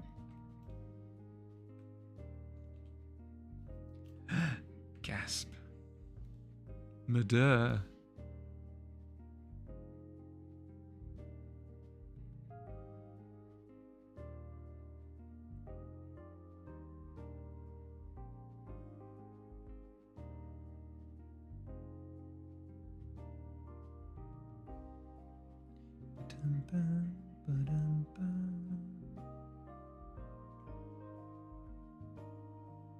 Stream elements.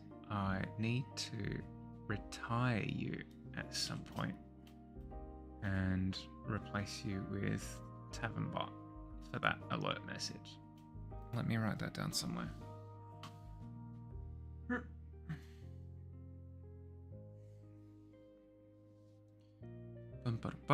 Add it to my to-do list before I forget, because I'll make a mental note of it and it never sticks. Replace stream elements. Enjoying the art message with Tavern bot.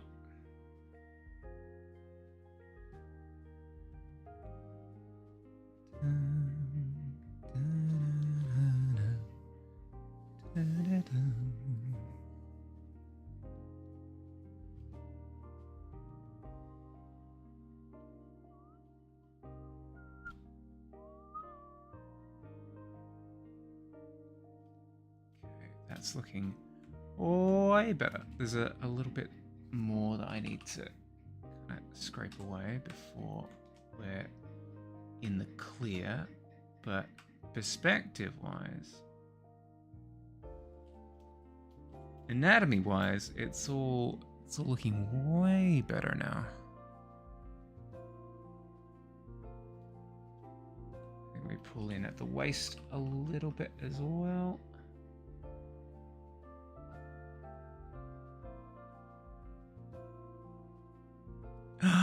Nice.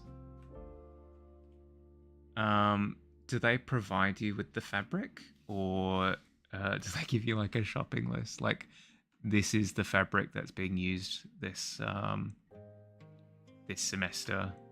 Go and buy it from here.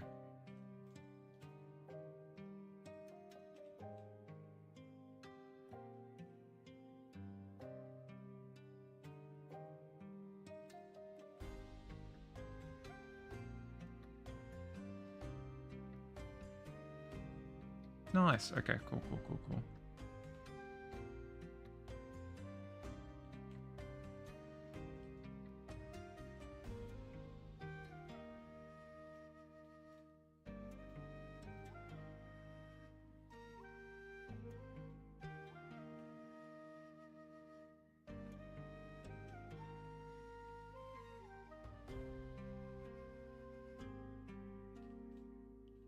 Eventually cut through all the layers. There we go.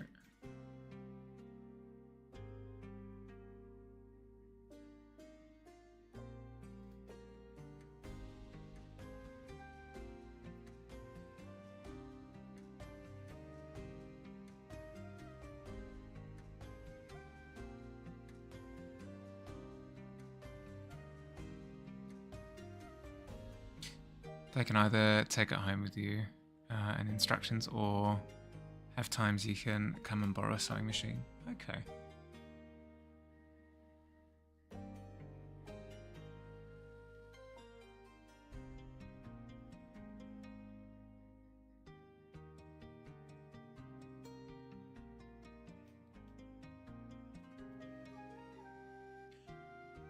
Kilt fabric is quite thick from what I'm familiar with. I wonder how it would go on a sewing machine.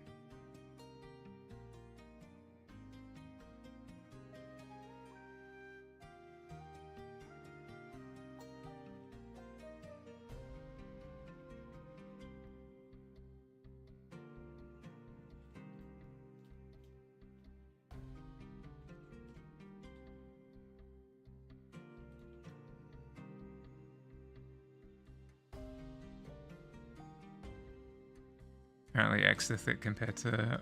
Oh no.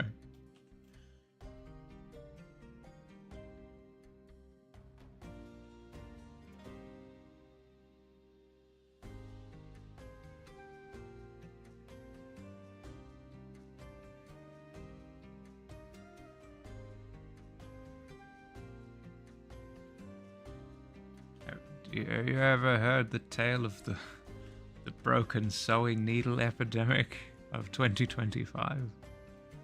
Knock on wood that doesn't happen, but...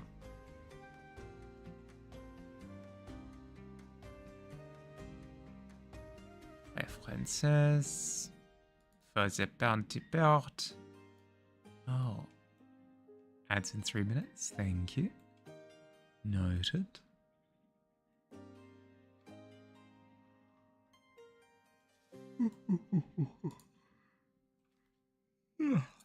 Apologies.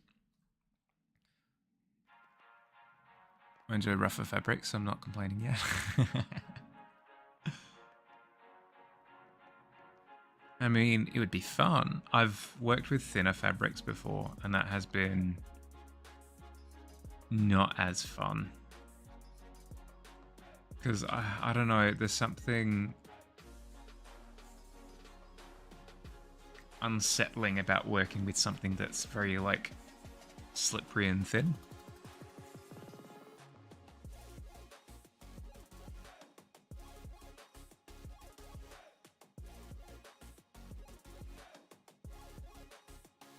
Actually, speaking of which, have you seen those videos online of people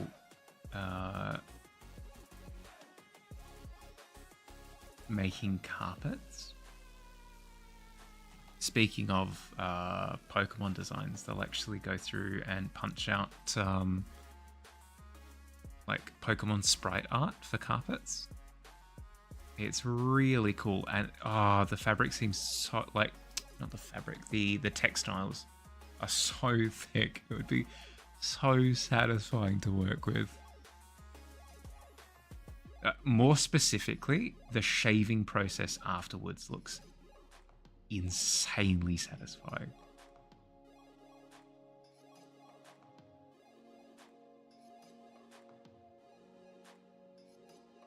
Oh, you know what? I'd absolutely make a Shedinja carpet for myself. Just like Shedinja's head with its little wings and a halo. Oh my goodness.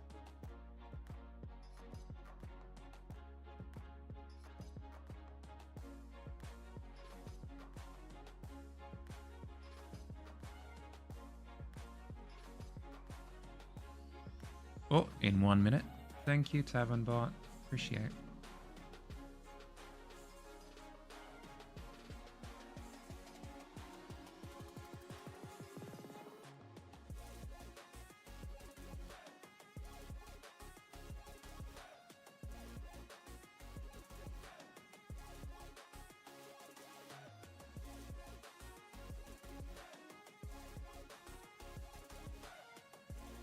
When somebody made a carpet of his favorite. Oh my goodness.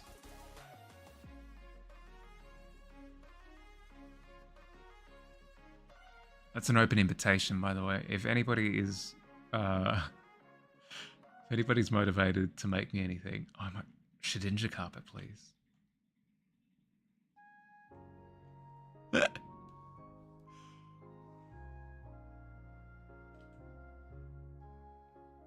It'd be so cool.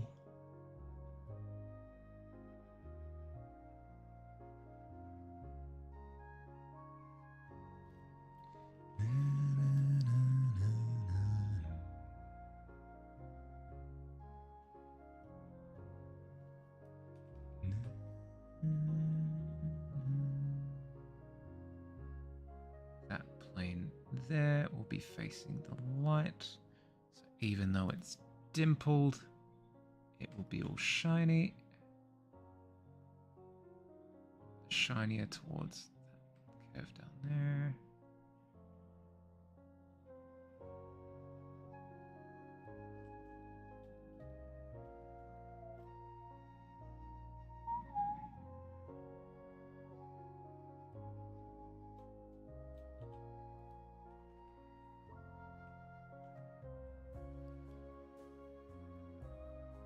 know I commissioned it. Pulls out the carpet. Oh my goodness. Surprise.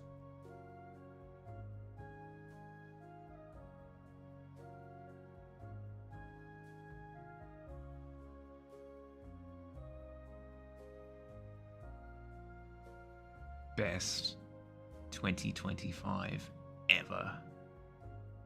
Oh, ads for another 40 seconds. Noted.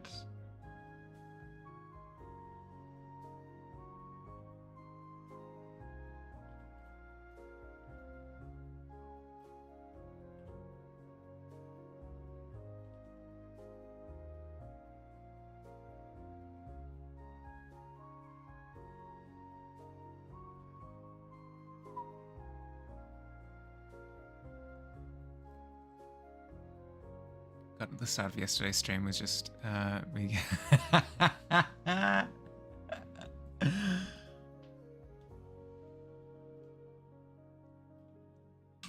It's it's an analog switch, so whenever you receive the ad, like the ad, it clicks over to the other side, and yeah, it's not digital, so it doesn't click back after the ad's finished. So it has to wait until the annual hard reset of all of the analog switches before you can receive your yearly ad quota again.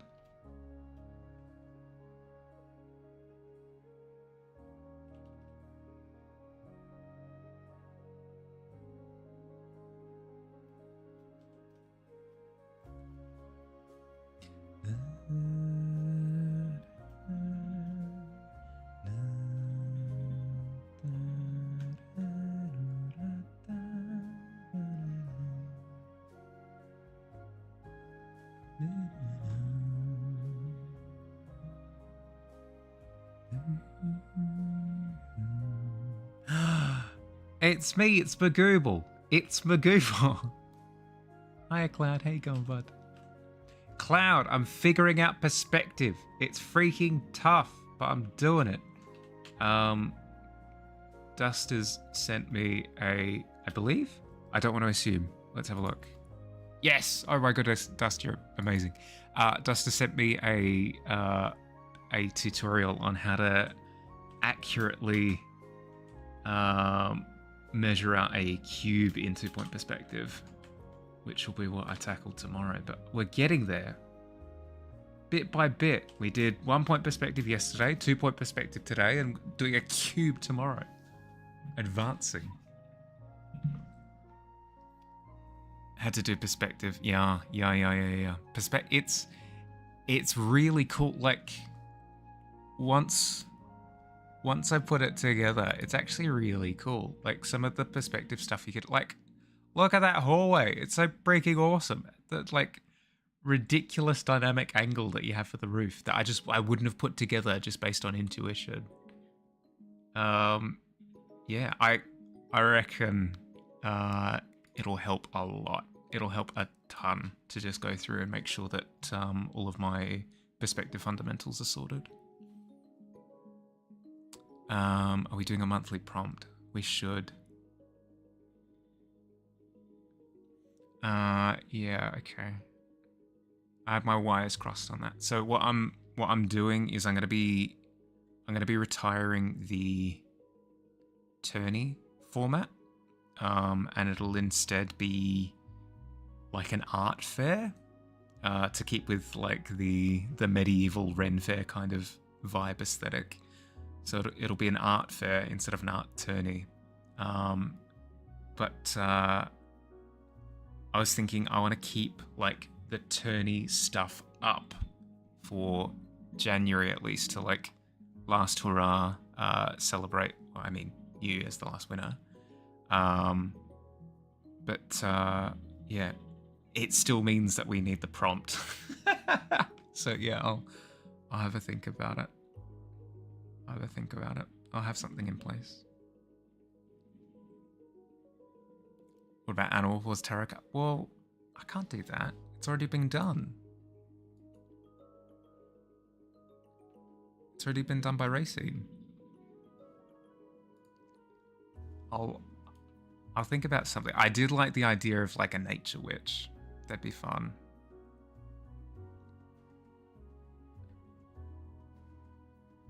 The cube. Yeah. Sam Witwicky, where is the cube? I'm working on it now. Or Snowglobe plus drag. It's been done already. That would be stealing if I stole somebody else's prompt.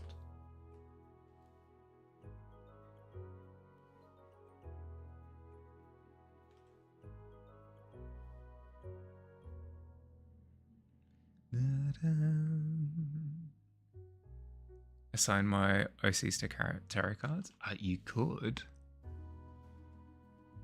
Tarot card art is awesome. Actually, speaking of, I was looking into... So I'm looking into buying a present for someone at the moment for their birthday. And going through Displate, which is like the metal art posters. They've got metal Displate arcane tarot cards for characters. It's just, it's the coolest thing ever. Oh my goodness. And they're really abstract as well. It's not just like it's not an honest depiction of the character just standing there like, hey, I'm Doug. This is my tarot card. This is the Doug tarot card. It's not that. It'll be something like Doug loves bones, so there'll be like a skull and femurs and stuff, and then like maybe some claws because Doug is like an aggressive character, and then maybe you'll have like Doug's face, maybe like Doug's eyes glowing at the bottom or something, and it's all like indicative of what the character's about. It's more like a vibe card. It's really cool. Really, really, really, really, really, really cool. Not sponsored, by the way, but yeah. Oh my goodness, I'd be so tempted.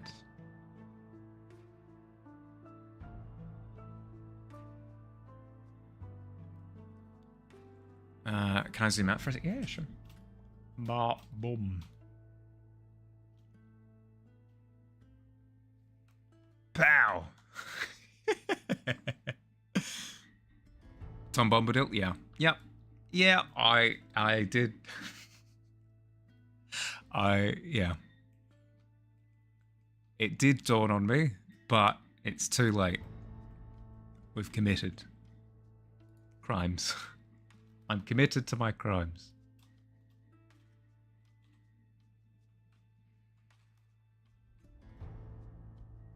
Scritch.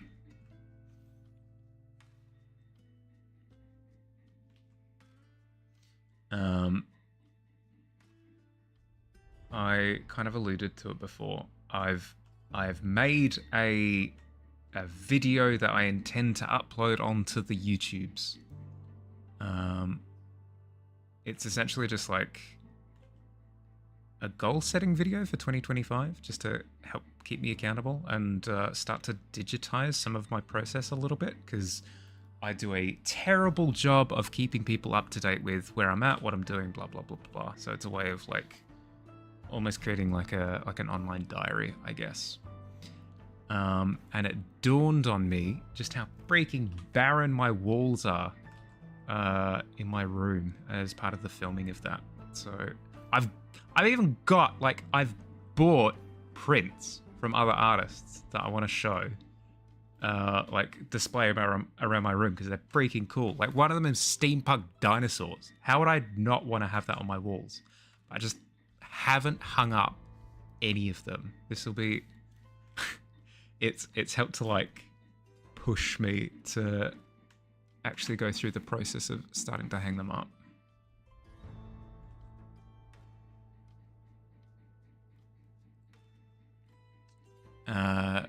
Who's that fake Goblin King? Well, yeah, exactly. It's the fake Goblin King, exactly. No, you've pieced it together. It's just some guy. It's just a large goblin with a crown they found, and they just kind of assumed and made an ass out of you and me.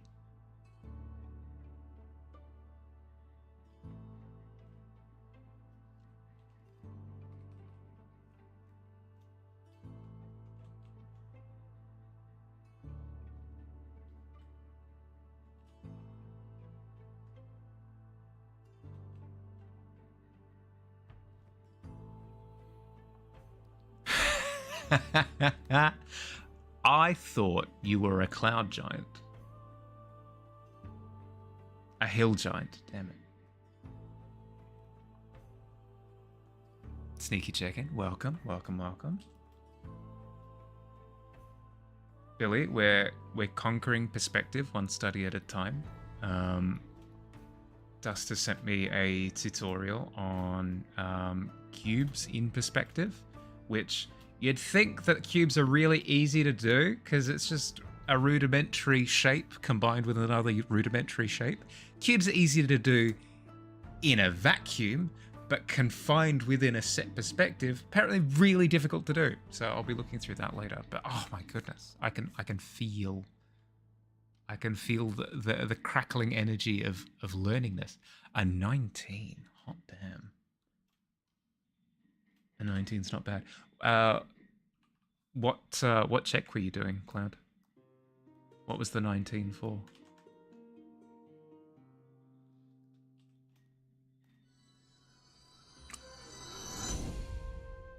Okay.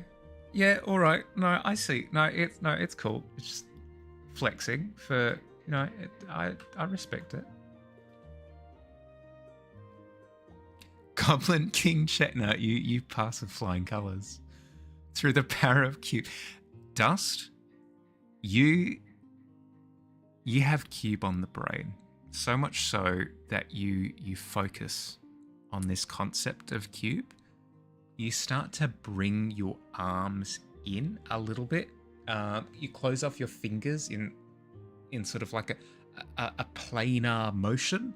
And before you realize, with that 20, you actually become a cube. It's incredible.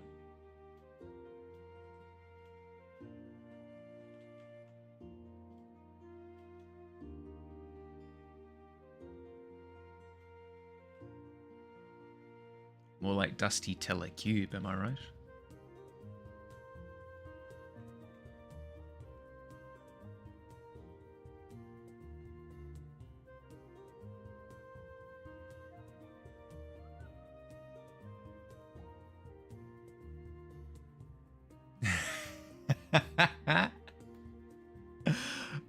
Incroyable.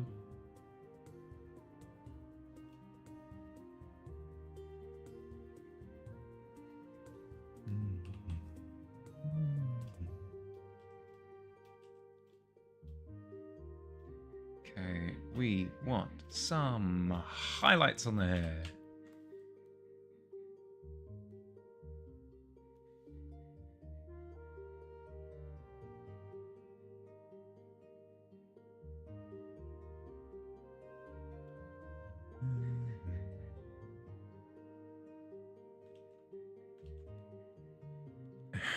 I have become one with the cube. Sam Witwicky, no, you... Optimus Prime, don't look. I have become the cube.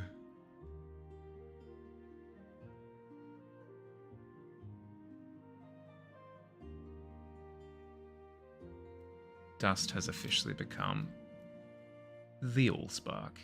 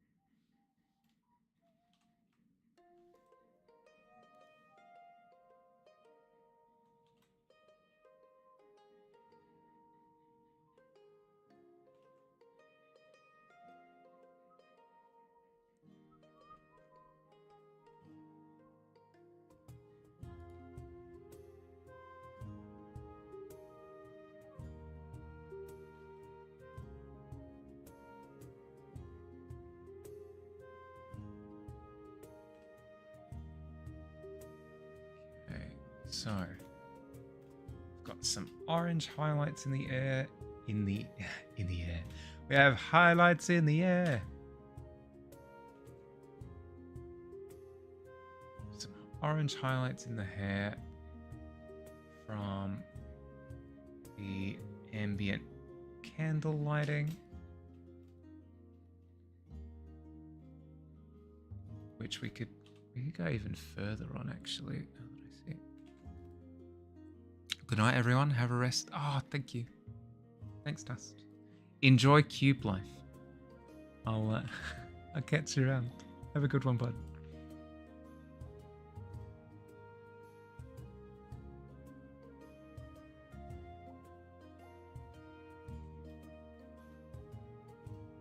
Yeah, there we go. If we emphasize some of the highlights towards the front, the hair starts to pop forward a little bit, and then if it's popping forward like that, then it's going to interact with some of the floor lighting, which means we need to bring in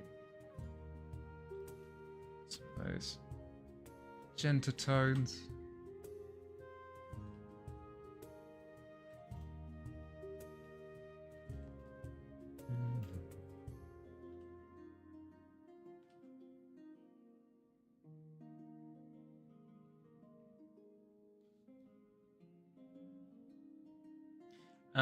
That is a good point though, Cloud. I should think of a prompt for this month, but I do like how Racing does the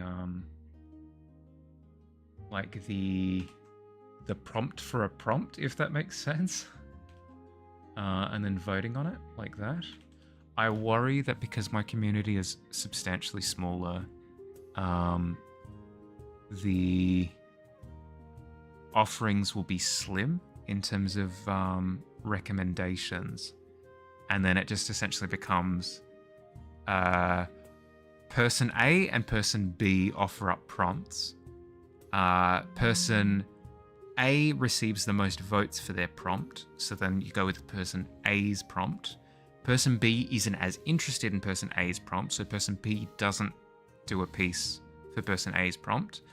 And then person A has a wonderful time working on something to the prompt that they had in their own head. But then, because nobody else has joined in on the prompt, it feels like a little bit empty for them, is my only concern. Is like scenarios like that playing out. I need to kick people's butts. Do more drawing. Do art stuff. I'll yell at Billy.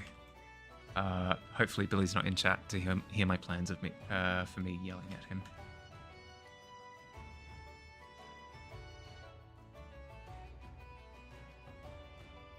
Hopefully though, by removing the competitive aspect of it, it'll encourage people who haven't given it a go before to give it a go, because I feel that the competitive nature of the format from before was a bit of a disincentive for some people.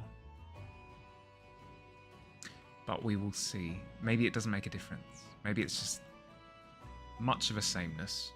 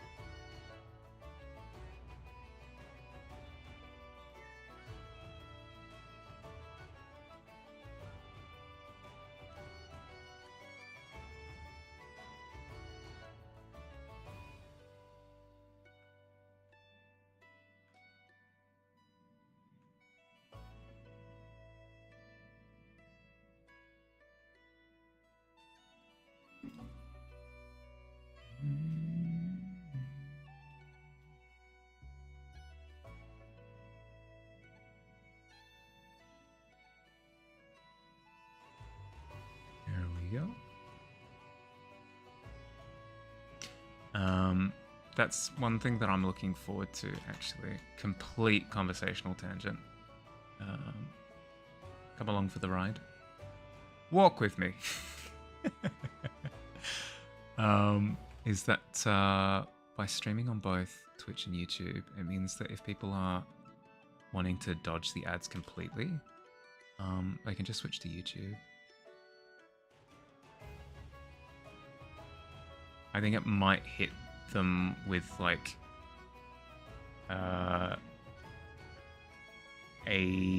ad to begin with, but I don't believe YouTube streams have interim ads.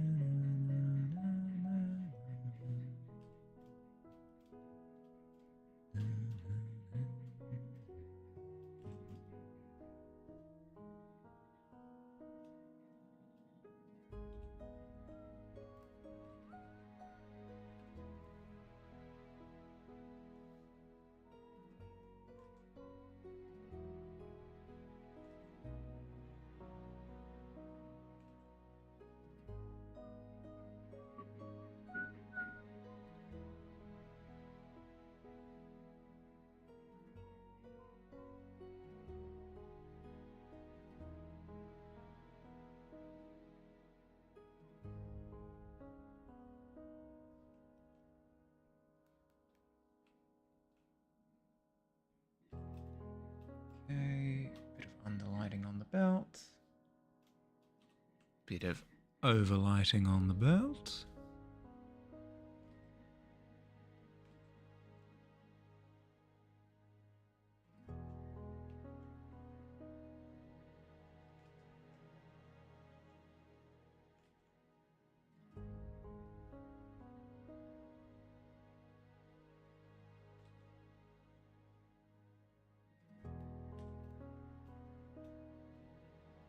Then a dark strip through the middle. So that tends to have.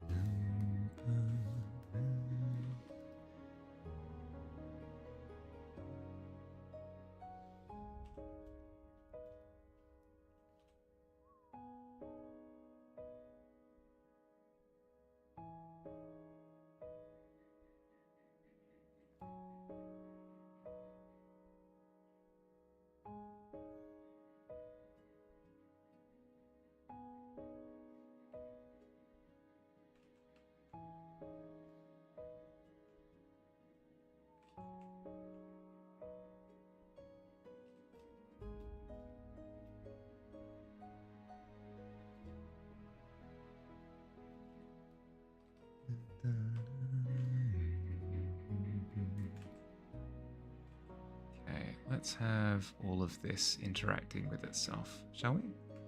So, a little bit of mauve on the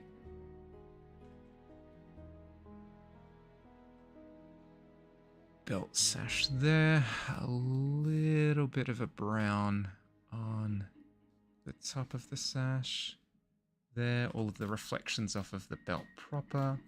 Then with the buckle, like the leathery belt part itself, start adding a little bit of red to the edge where there's a bit of reflection from the sash onto the material.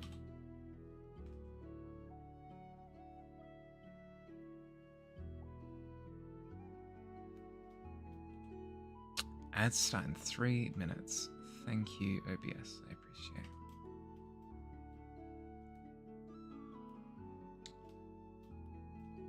Tavern? Should I refer to it as the Tavern? Thank you, the Tavern.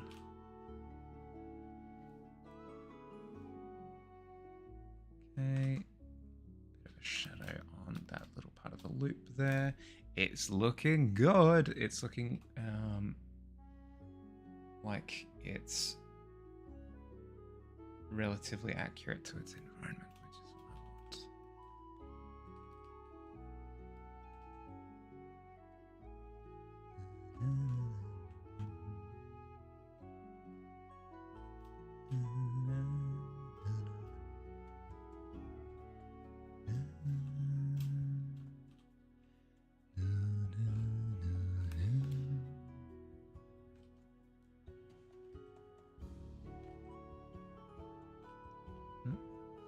Add a bit of blue influence to the sash.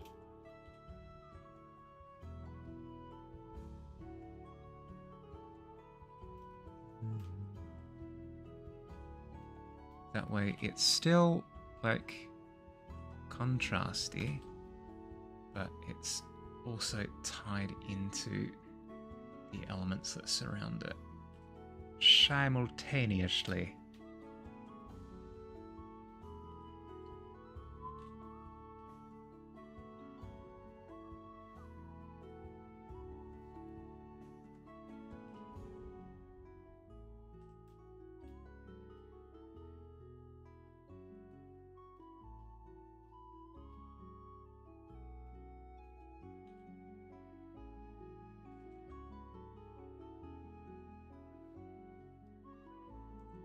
Ads in 1 minute. Thank you, Tavern.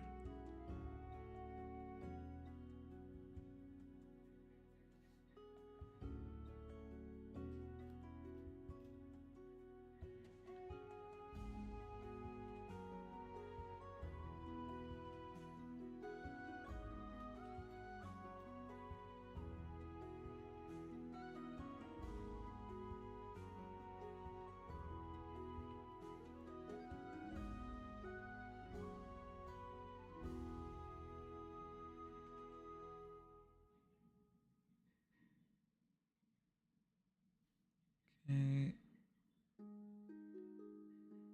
Couple of holes on the belt.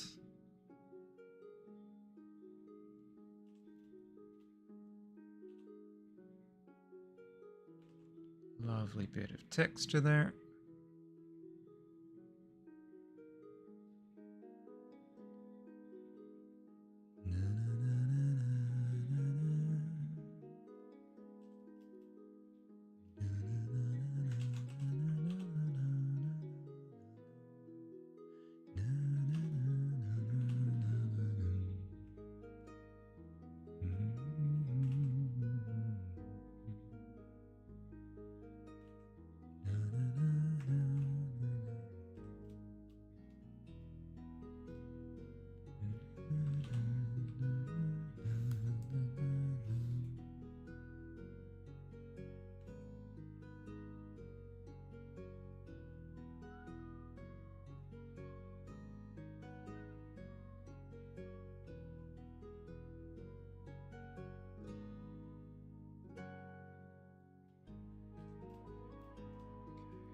Ad break for a bit.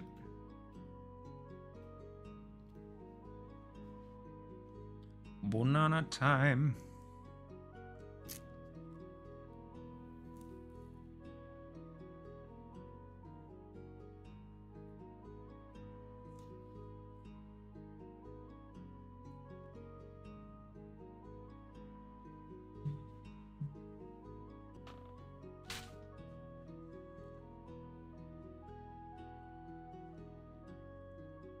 I'm really liking the belt.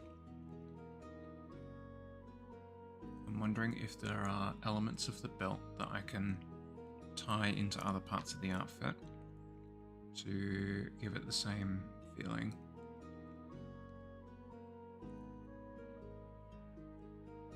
It might just be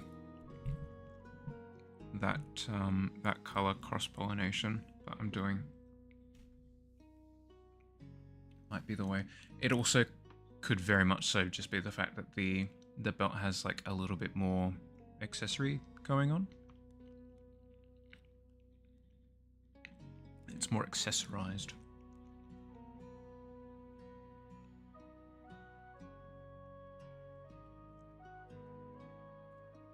So the answer might be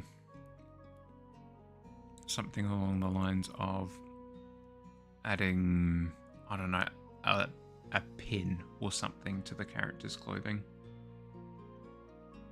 to add an item of interest. Could do.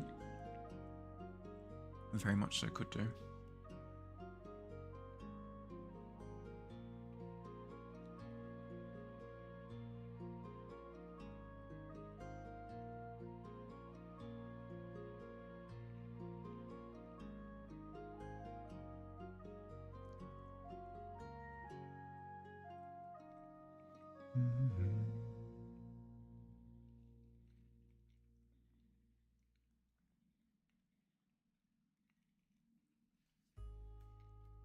In theory, what would that look like?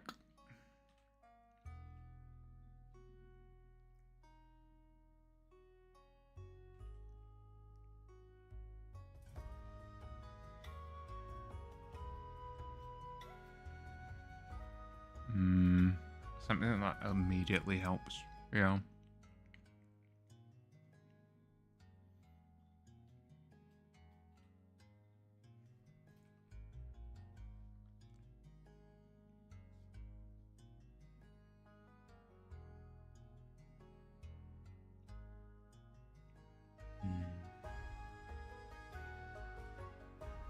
What kind of symbol could we have? We've got one already, right?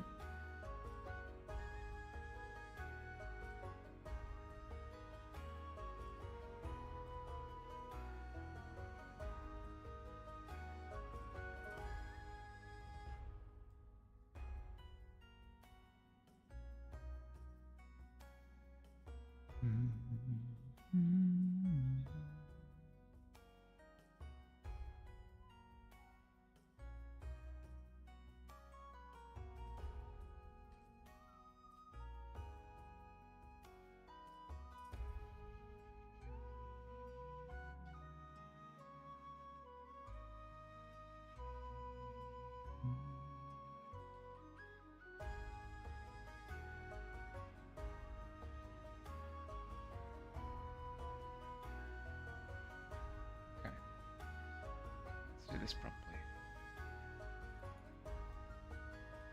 Pin.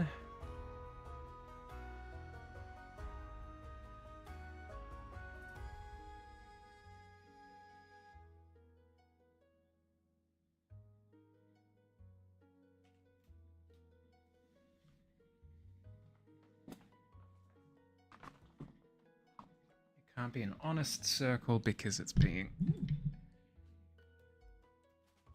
turned away.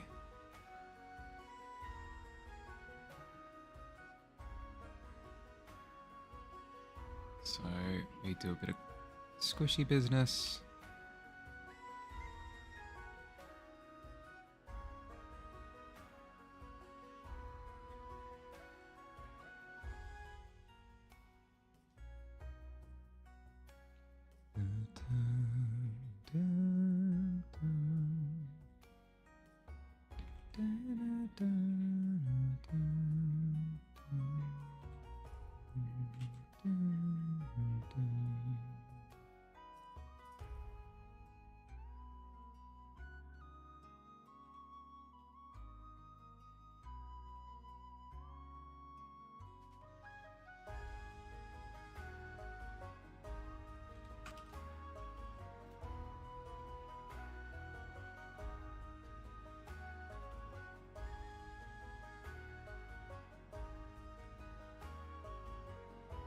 And we connect the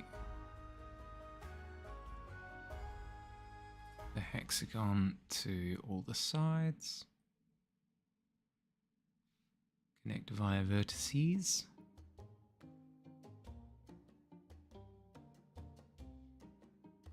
Vertices.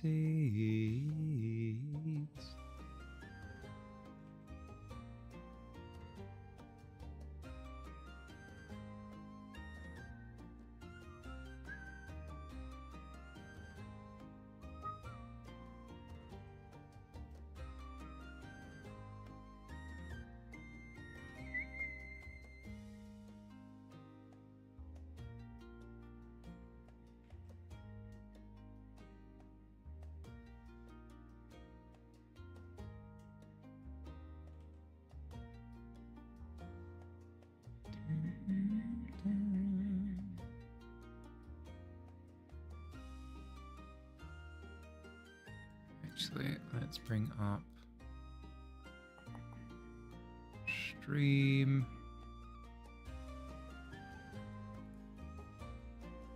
Assets. Let's get that d20, shall we? Stream visual assets, d20, there we are. Welcome aboard.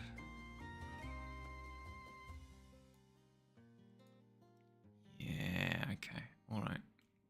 I don't need to get it exact, but it was looking a little bit off, and I see why.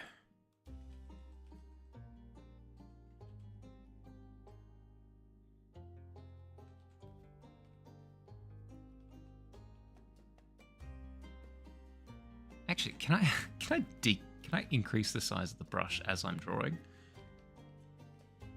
No, I can't. Okay, good to know. Because I think I accidentally went to do that a second ago. Glad to know that it's a little bit idiot-proof.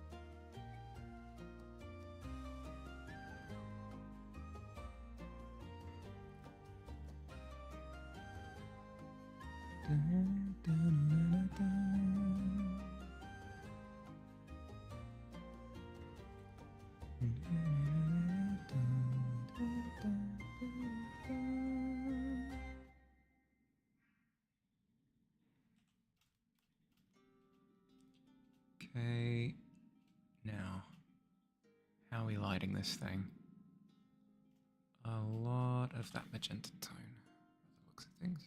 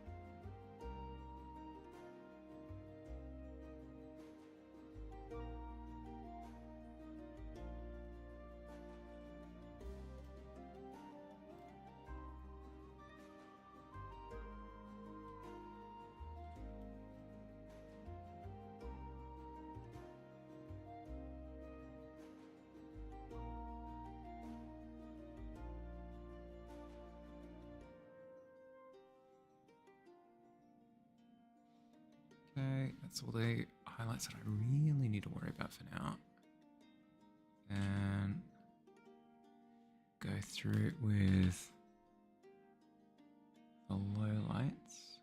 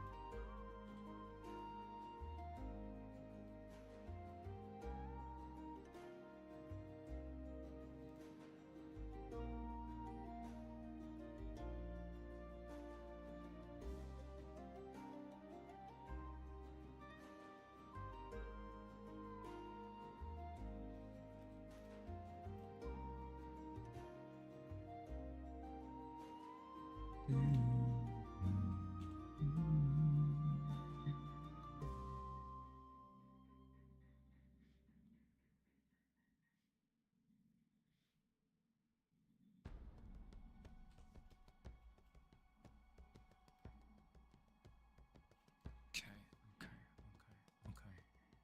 To Google for a second. Silver pin.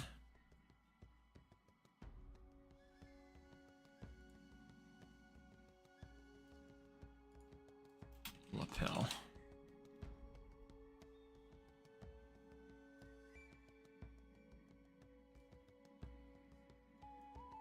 Find something similarly dainty. Should get a better read.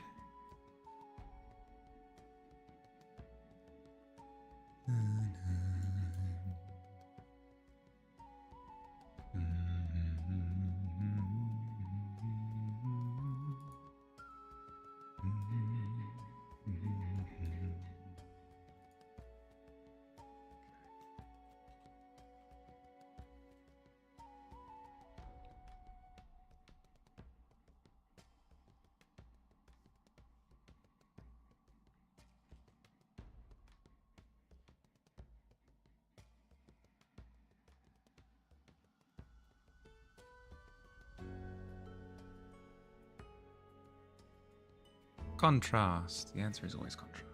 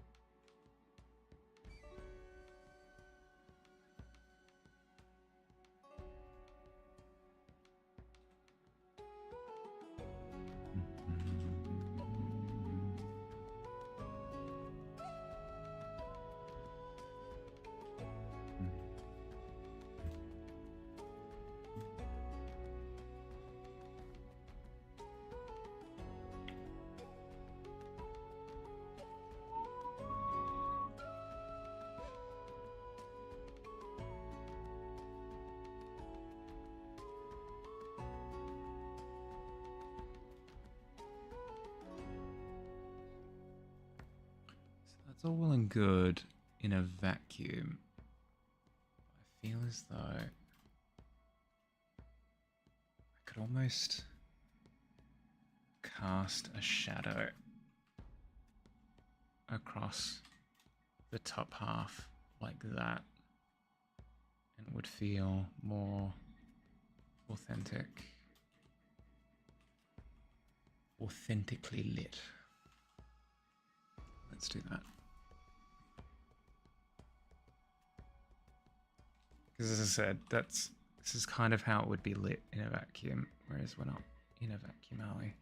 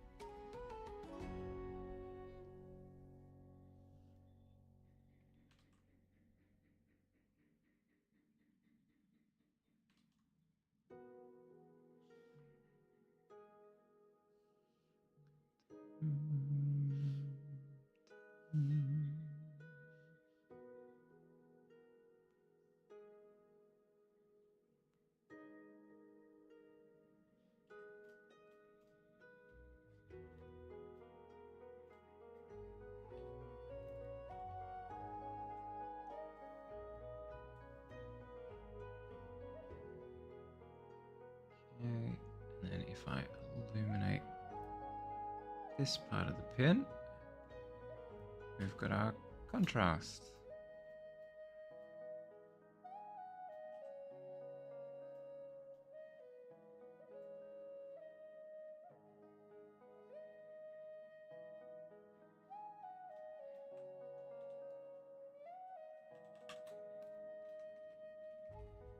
Okay, and in theory, we should be able to light this part of the lapel scarf.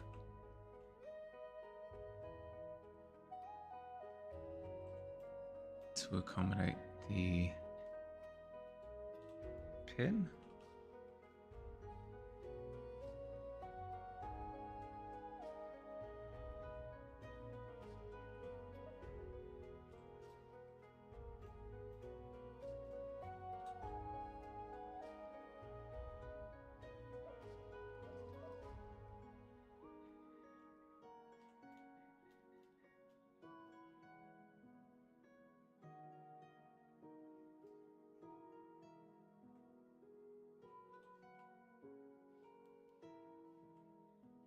Bring in some of the blue.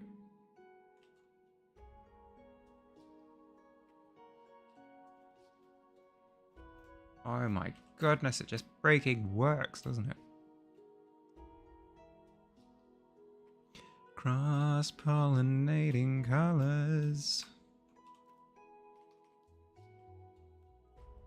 I'm in the right layer here. Okay, start adding a bit of red to the robes.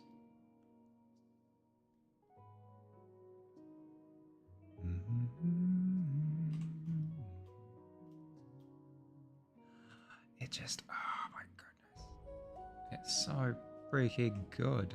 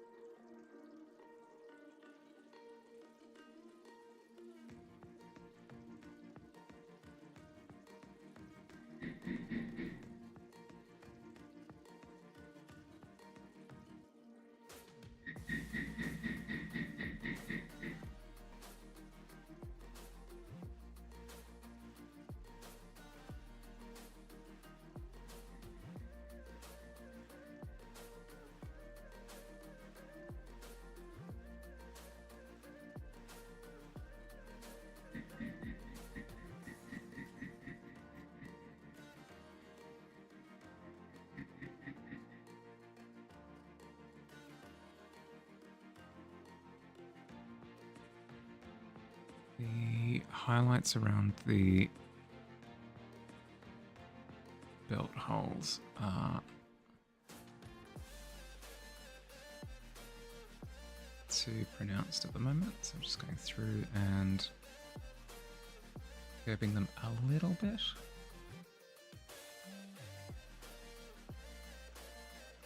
I need them present, I do, to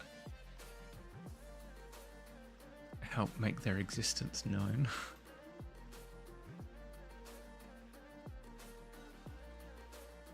If anything, some of the highlights should be brighter, but tiny. Something like this. Because it's that kind of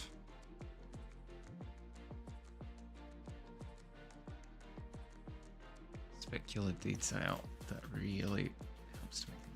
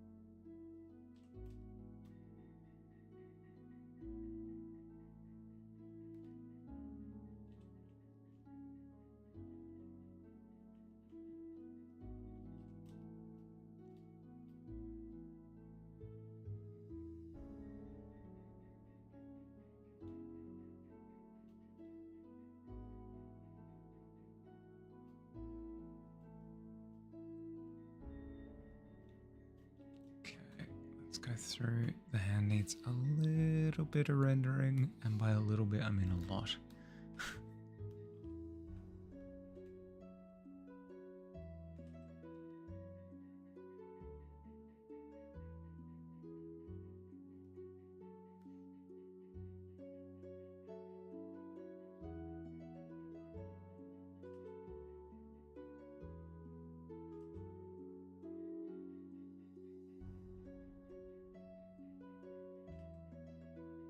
Oopsie daisies. Hey presto, and we are in business.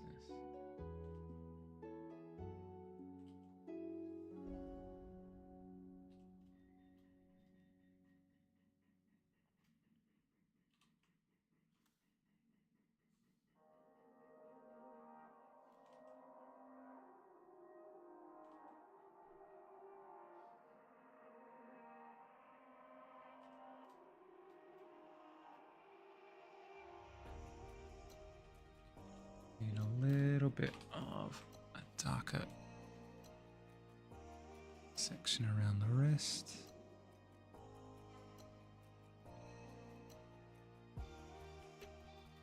Not as saturated.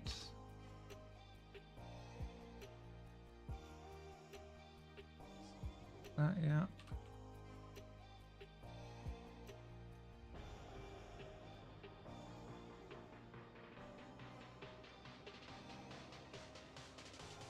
Then fingernails are a thing.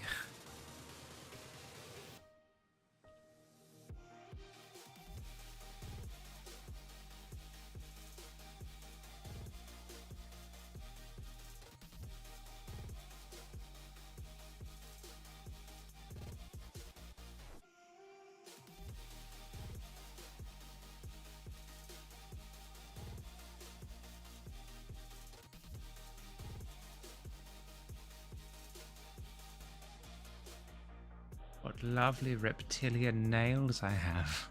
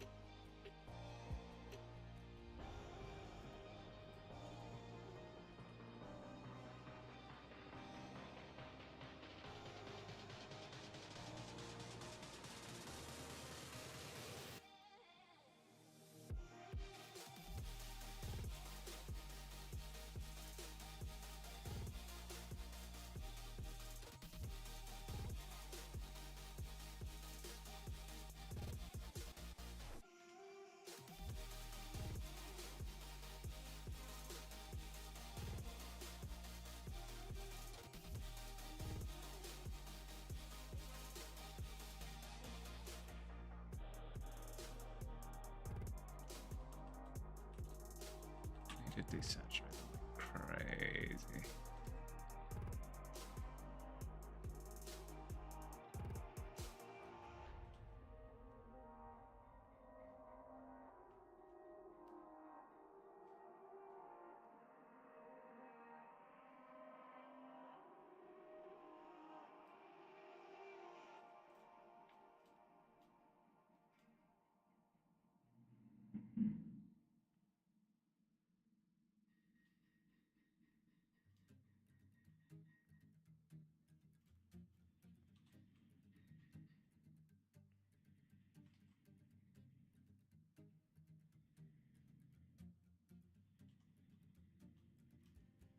There we go. Okay. Bit of definition ought to do it.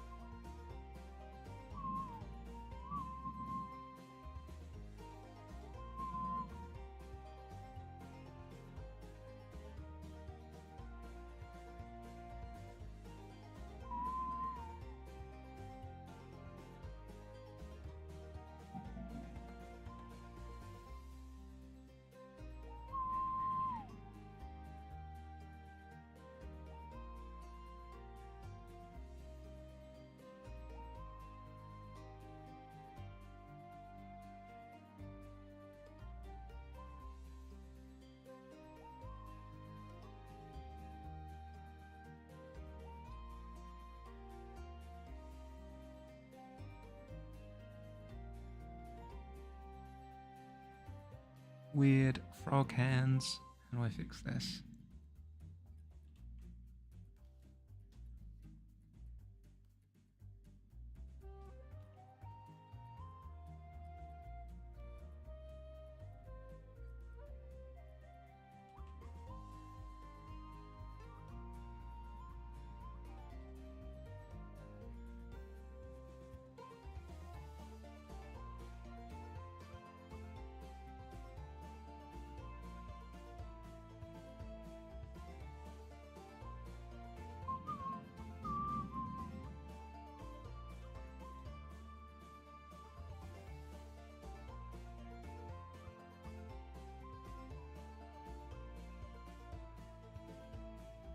Ah, I've realized what I've done.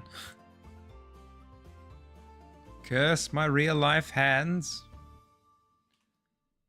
Because I've used my actual hands as reference. It's broken some of the rules.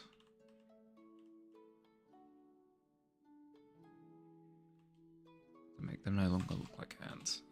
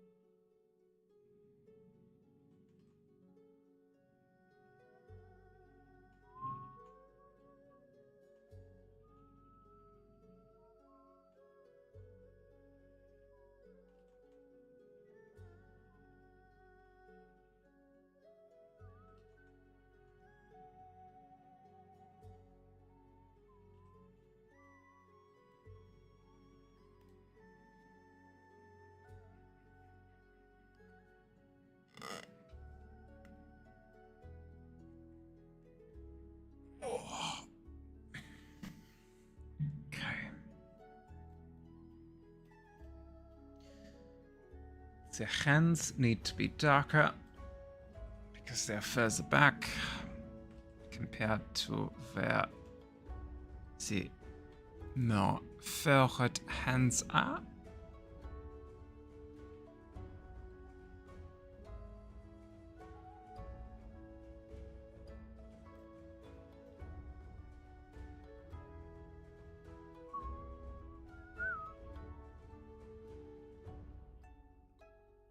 Let me try something actually.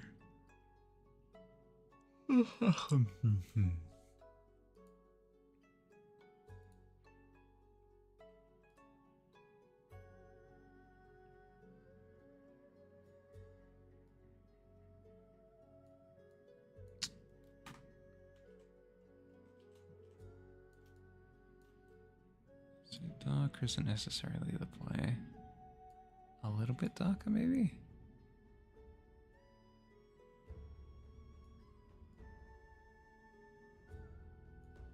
Was I wrong? I mean, it blends in with the poster too much is the problem if I go dark.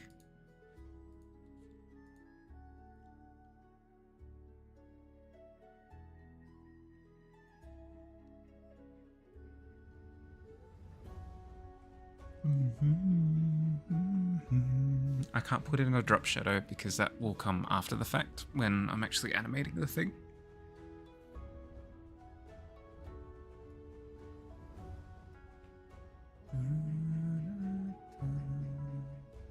I can do a darker definition line though. That should be fine, right?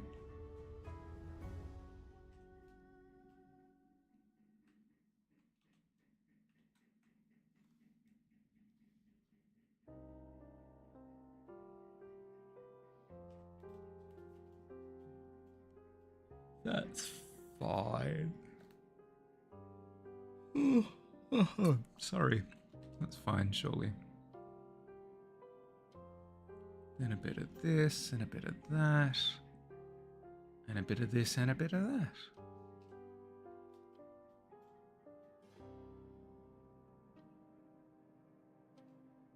Yeah, standing above the poster a little bit better now. That's fine.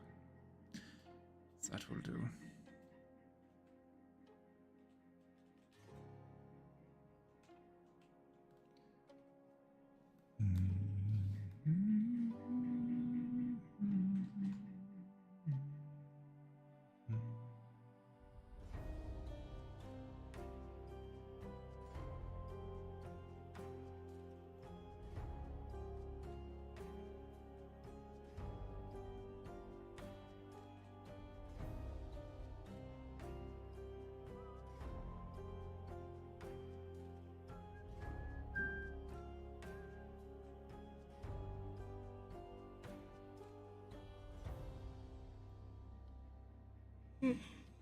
Sorry for yawning so much. My apologies.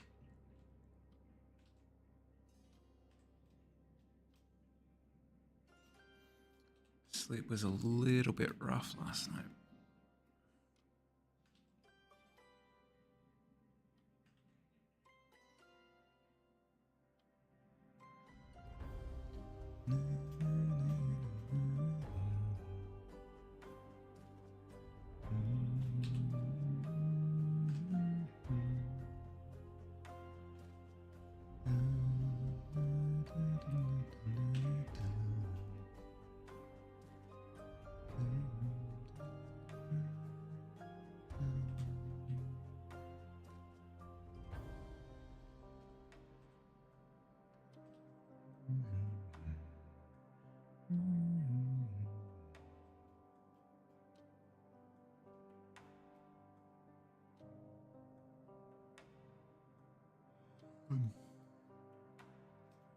Okay, all my yawns out of my system, I think. I will never again in my life yawn, I promise.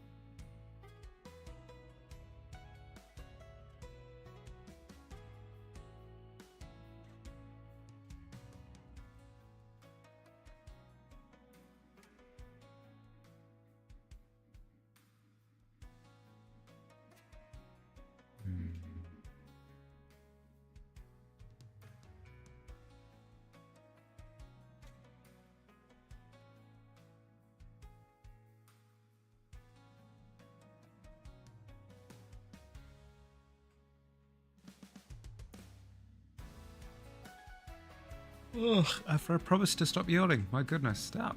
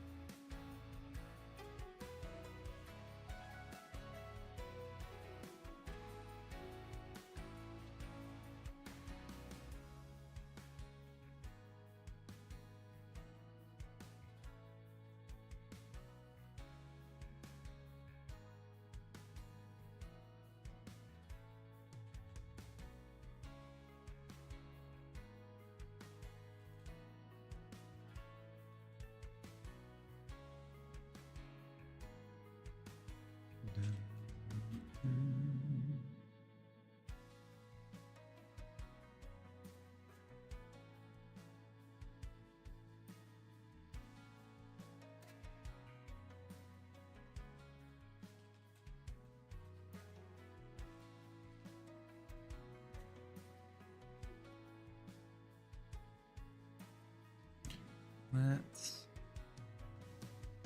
I can, in theory, add highlights here and it not ruin things. Like, it doesn't necessarily bring the hand forward. It kind of does, but at the same time, it very helpfully pops it above the poster, which is more important. Yeah, I think I shit with that change.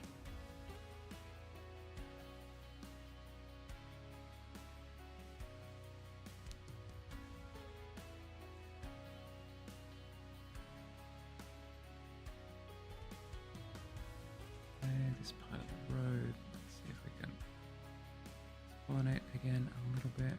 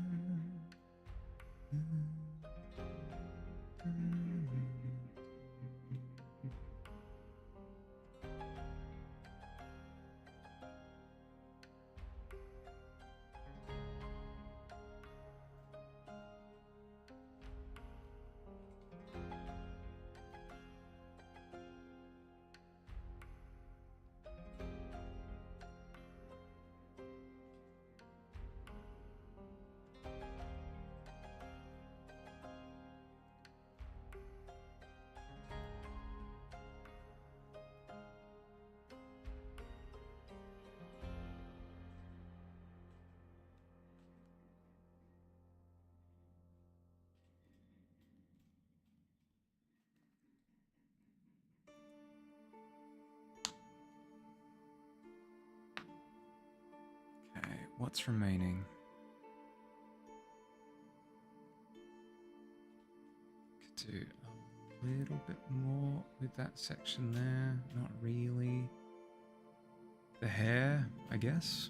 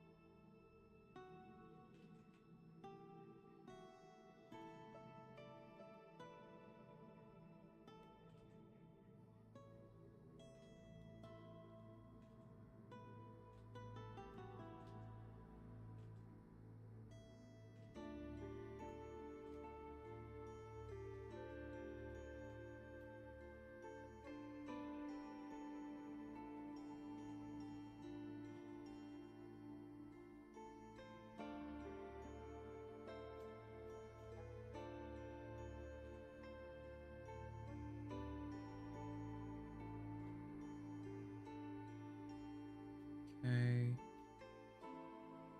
And with the facial hair, do a little bit of gentle chin.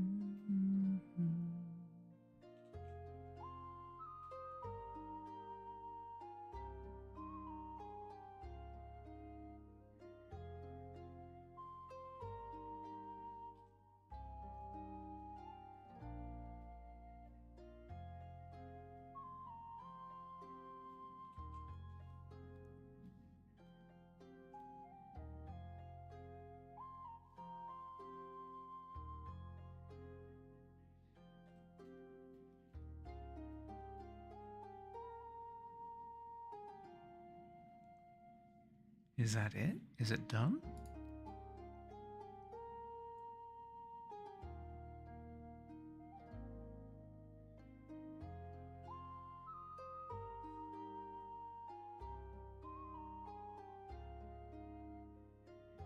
I mean, it's not in the sense that I can feel like...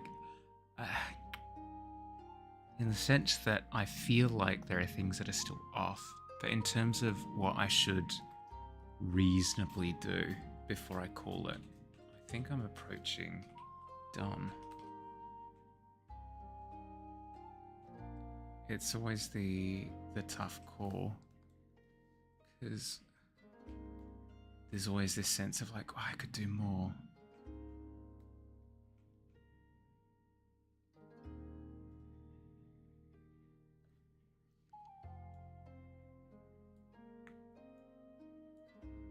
Yeah, that's true.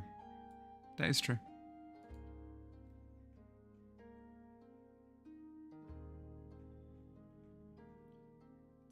Let's add a little bit of that indigo to underneath the brim. It's not like I'm rigging it, right? Like it's not like it's a full VTuber avatar or anything where redoing elements will lead to having to re-rig the skeleton and stuff. I could always make an adjustment and swap it out without too much hassle.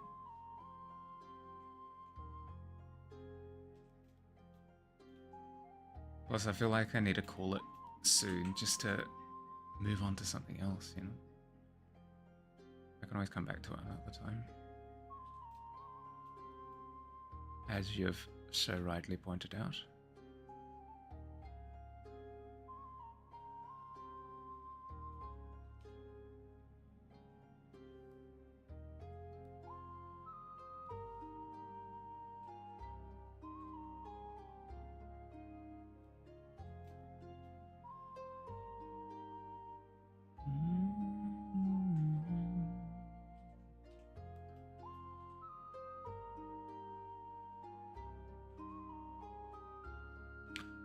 I think the thing that's truly bothering me is the head's a little bit too large. I'm not sure if I can change that without throwing things off completely. And if anything, I need the head to be a little bit on the larger side for its purpose to be fulfilled. I think it's something that I just kind of have to accept.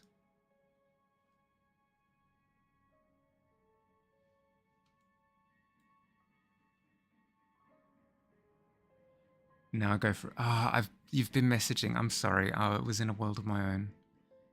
Almonds or salted cashews, not roasted though. You picked up my hum. Excellent. It'll work. Yeah.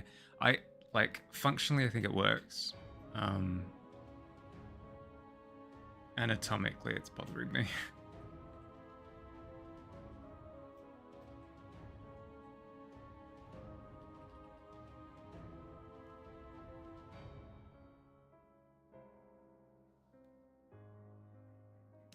I was literally giving this advice to Biz the other day. I'm such a massive hypocrite. Do as I say, not as I do. I don't do anatomy, like, at all. I've never really studied anatomy stuff whatsoever. So I really need to ease off the bashing. Because it's understandable that my anatomy would be a bit wonky. Like it's not my main focus anyway. My main focus is environmental art, so chill me.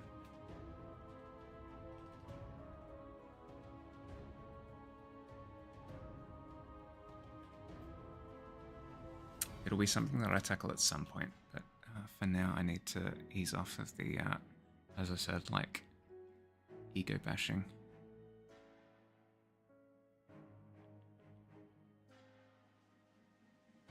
It's fine. It's functional. Ads in 1 minute. Not if I have something to say about it. I know I'd be finishing a little bit earlier than I had said that I would, because I planned on going the 4 hours, but I feel as though I've reached a like an appropriate end for the stream. So I might just end here for today.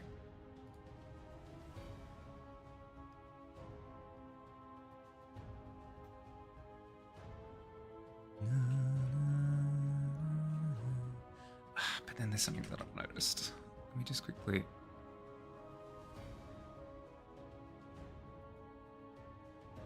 run a couple of lines and then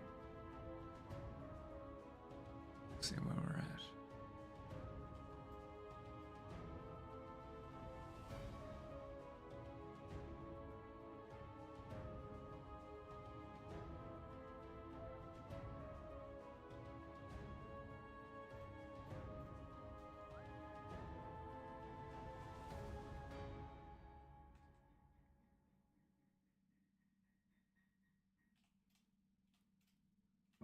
Okay.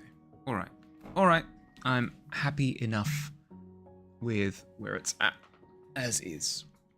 I'll start trying to get some functionality with it going. Potentially something that we tackle tomorrow, Billy, is getting this thing off the ground. Oh, it should be good. Should be fun. Yeah. I will accept that at a future time, I can go back through. Heck, I could get rid of this character completely and redo him if I really wanted to.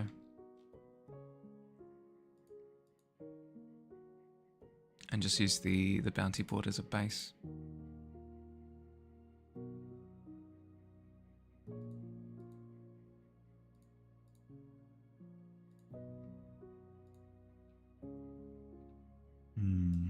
Yep. I accept where it's at. Boom. Acceptance. Thanks for hanging out. I appreciate it. Oh. Yeah. Yep. I come to terms with it. Yeah, thanks. Thanks for hanging out. I appreciate it. Have an excellent. I'll just close up stream for today, just because it's on the quieter side of things. Plus, I don't think I have anybody who's online at the moment that I could head over to. Nope. I mean, what? We could head over to Cloud. Let's head over to Cloud. I just realized that he's online. Let's head over Cloud's way. Boom. Raid Cloudion 5. Boom.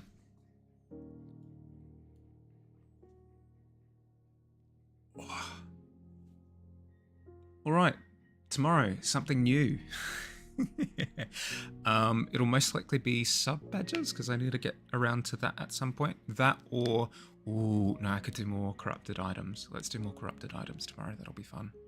Anywho, have a wonderful rest of your day or night, depending on where you are. Thanks for hanging out. I'll catch you tomorrow.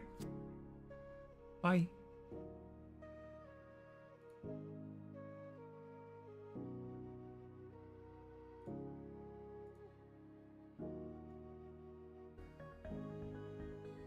I do sort of like Phillips being like secondary on sheet. Mahali!